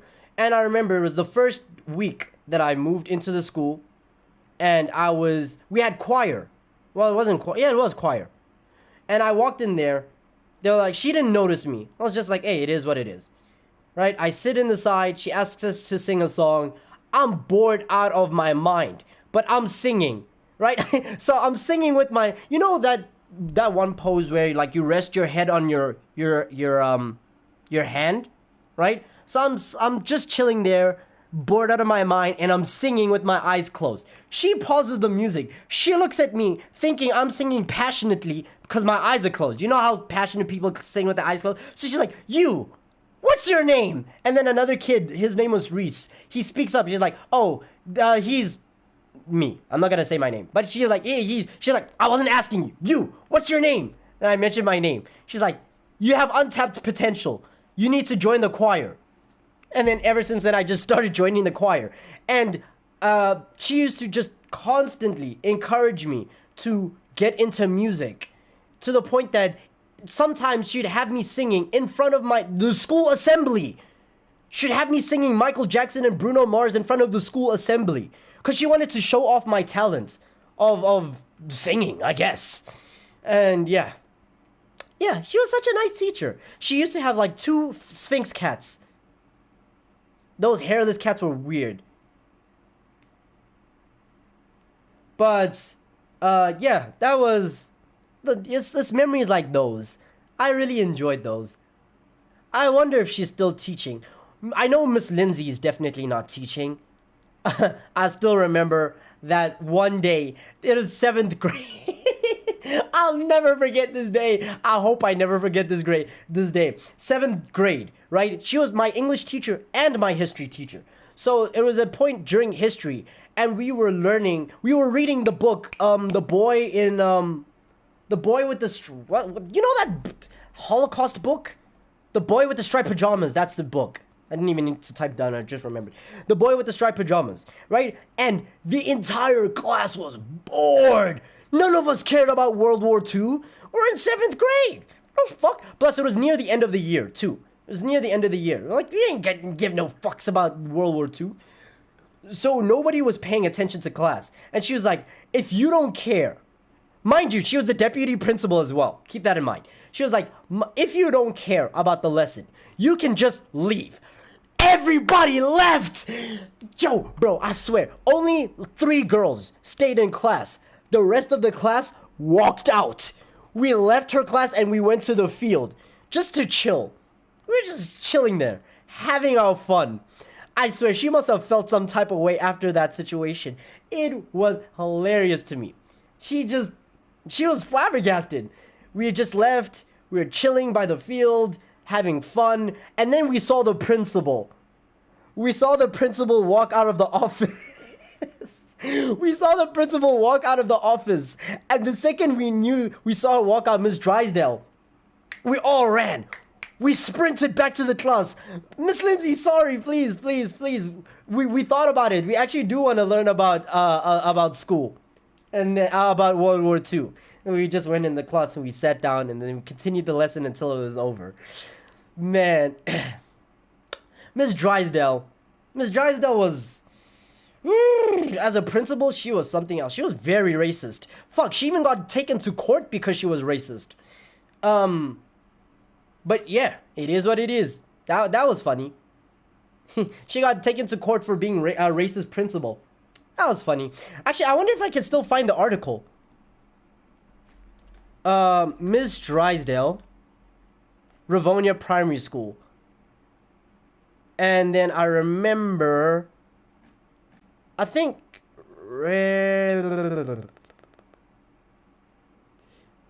2012. Yeah, News 24. Twisted in Rivonia principal's hearing. Let's see. She pled not guilty, and she was charged with misconduct and insubordination. And for racism, right? I remember she also tried to, like, keep me from entering the school. Where she was just like, oh, we have no space. And she was about to let a white kid in the school. My mom saw that. She fought. My mom started fighting to the point that Miss Drysdale was just like, fuck, fine. Your kid can enter the school. To think, years later, she then got, she got taken to court for racism. Again. Hilarious. But, yeah. And then also remember the one time in English class when Miss Lindsay was like, oh yeah, you guys, your homework is to bring an article. This was 7th grade. Your homework is to bring an article about something interesting that has happened in the world. At that time, I was like, boy, do I got news to tell you. I stood in the front of my class and I was like, last week, Tuesday, no, I think it was Tuesday or Monday. Last week, Tuesday or Monday, an angel fell from the sky. And the angel was picked up by 2 men in black. They looked at me, they started laughing. I'm like, why are you laughing? This is a true story. The fuck you talking about? They're like, no, that's not true. This was 7th grade, so we all had iPads. I'm like, look it the fuck up. You will find it. This was what, 2015? 2015, angel falls from the sky. Let's see, 2015... angel falls from sky. Bro, I remember this. Yeah. Okay. Was this 2015? August 2015. Right? And the angel looked like it had chicken wings. It looked like it looked like its wings had lost its feathers. So the angel had fallen from the sky, landed on the floor. Everybody started taking pictures. 2 men in black pulled up, picked up the body, left. It happened in London. And I saw that. And I'm like, I need to talk about that. I need to talk about that. And they didn't believe me until I pulled up the article. I'm like, kill yourselves. Okay? Well, I didn't say kill yourselves. But, yeah, I was like, yeah, that's my article. Because I found it and you guys didn't believe me, you should give me extra points. Okay? Give me extra points. I deserve those. Yeah, here it is. A human-like, quote-unquote, angel has fallen from out of the skies over London. The extremely human-like creature with what seems to be angel wings has appeared to have fallen from the sky. Have a look. This was August of 2015. Still remember that day. They didn't believe in us. God did. Was that actually real? To be honest, I don't know. Because it was never disproven. Because after it happened, like, some people say, oh, it was just an artistic piece. Some people say it's real. And it's just a cover-up. Nobody knows. Literally, nobody. We never got a conclusion. Like, after I told my classroom about it, they were like, tell us next week what happened. We never got a conclusion. We don't know what happened. After that angel that fell from the sky got picked up and dragged away by the two men in black, we never heard about it ever again. So, was it real? I don't fucking know. I truly cannot give you an answer. But what happened, it was a male, right? It was an old male. Well, what looked to be an old male, had wings, but the wings had no feathers. So it looked like chicken bones. Well, not chicken bones, but it looked like chicken legs. It looked like chicken wings. Right? That were just lost the feathers. So like skin, just skin. And when it landed, I think it was naked at the time. And then they added a robe over it before they dragged it away.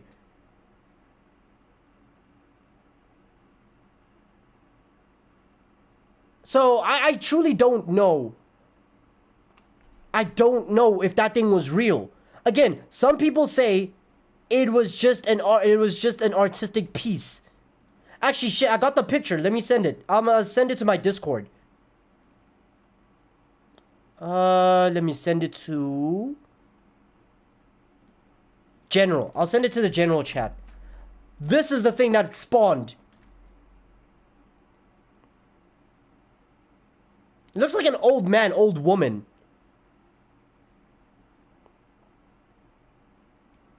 So again, check my the general chat on my server.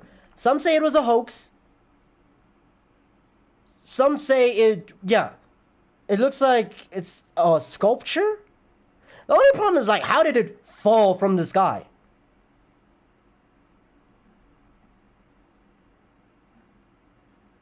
The internet is freaking over the fiberglass angel sculpture by artists Sun Wan and Pen Yu, complete with flesh-covered wings, white hair, and frighteningly realistic skin that features details like wrinkles, sunspots, and peach fuzz. Okay, then I guess we have the answer right there.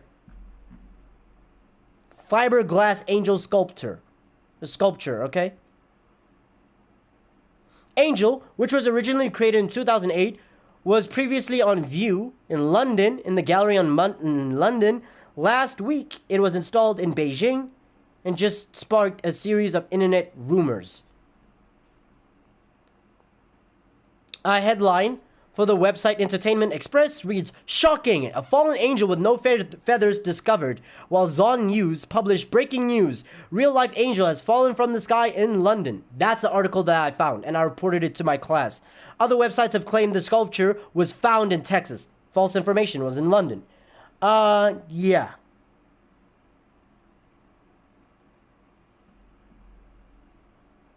Yeah, but this thing looked realistic as fuck. So, yeah. Shit was crazy. But still, it would be interesting if the government did have evidence of, like, heaven and hell existing. That'd be nice. Be scary, but it'd be nice.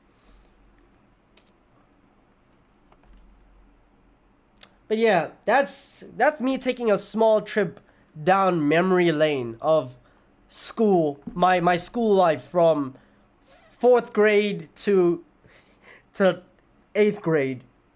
Well, 4th to 10th grade. Man, there are a lot of memories. And most likely I'm going to drop more Discord lore as time progresses.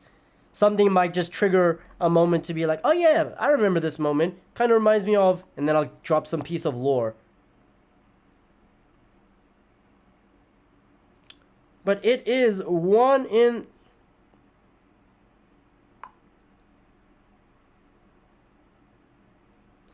It is 1 in the morning. I should probably end the live stream there. Tomorrow, we're going to be streaming from this computer. We'll be finally streaming from this beautiful computer. The fact that it's still so cold. Oh my god. This computer was heavy as fuck, by the way. 32 kgs. 32 kilograms. Crazy. That was crazy. But hey, it's here. And we're going to be playing with it tomorrow. Streaming. Having fun. Love to see it. That's it. I had fun. Hopefully y'all had fun. Like, subscribe, hit the notification bell so you can always be notified every single time I live stream. Apologies to those people who came for Batman gameplay. We weren't doing that. We weren't doing that. Only reason why I put on Batman was because I wasn't streaming from the computer. So, yeah. I was streaming from the computer and I had to keep something on screen. But, that said, take care of yourselves, drink water, be ever wonderful, and I'll see y'all tomorrow. Alright? Peace, y'all. The controller's dead. There we go.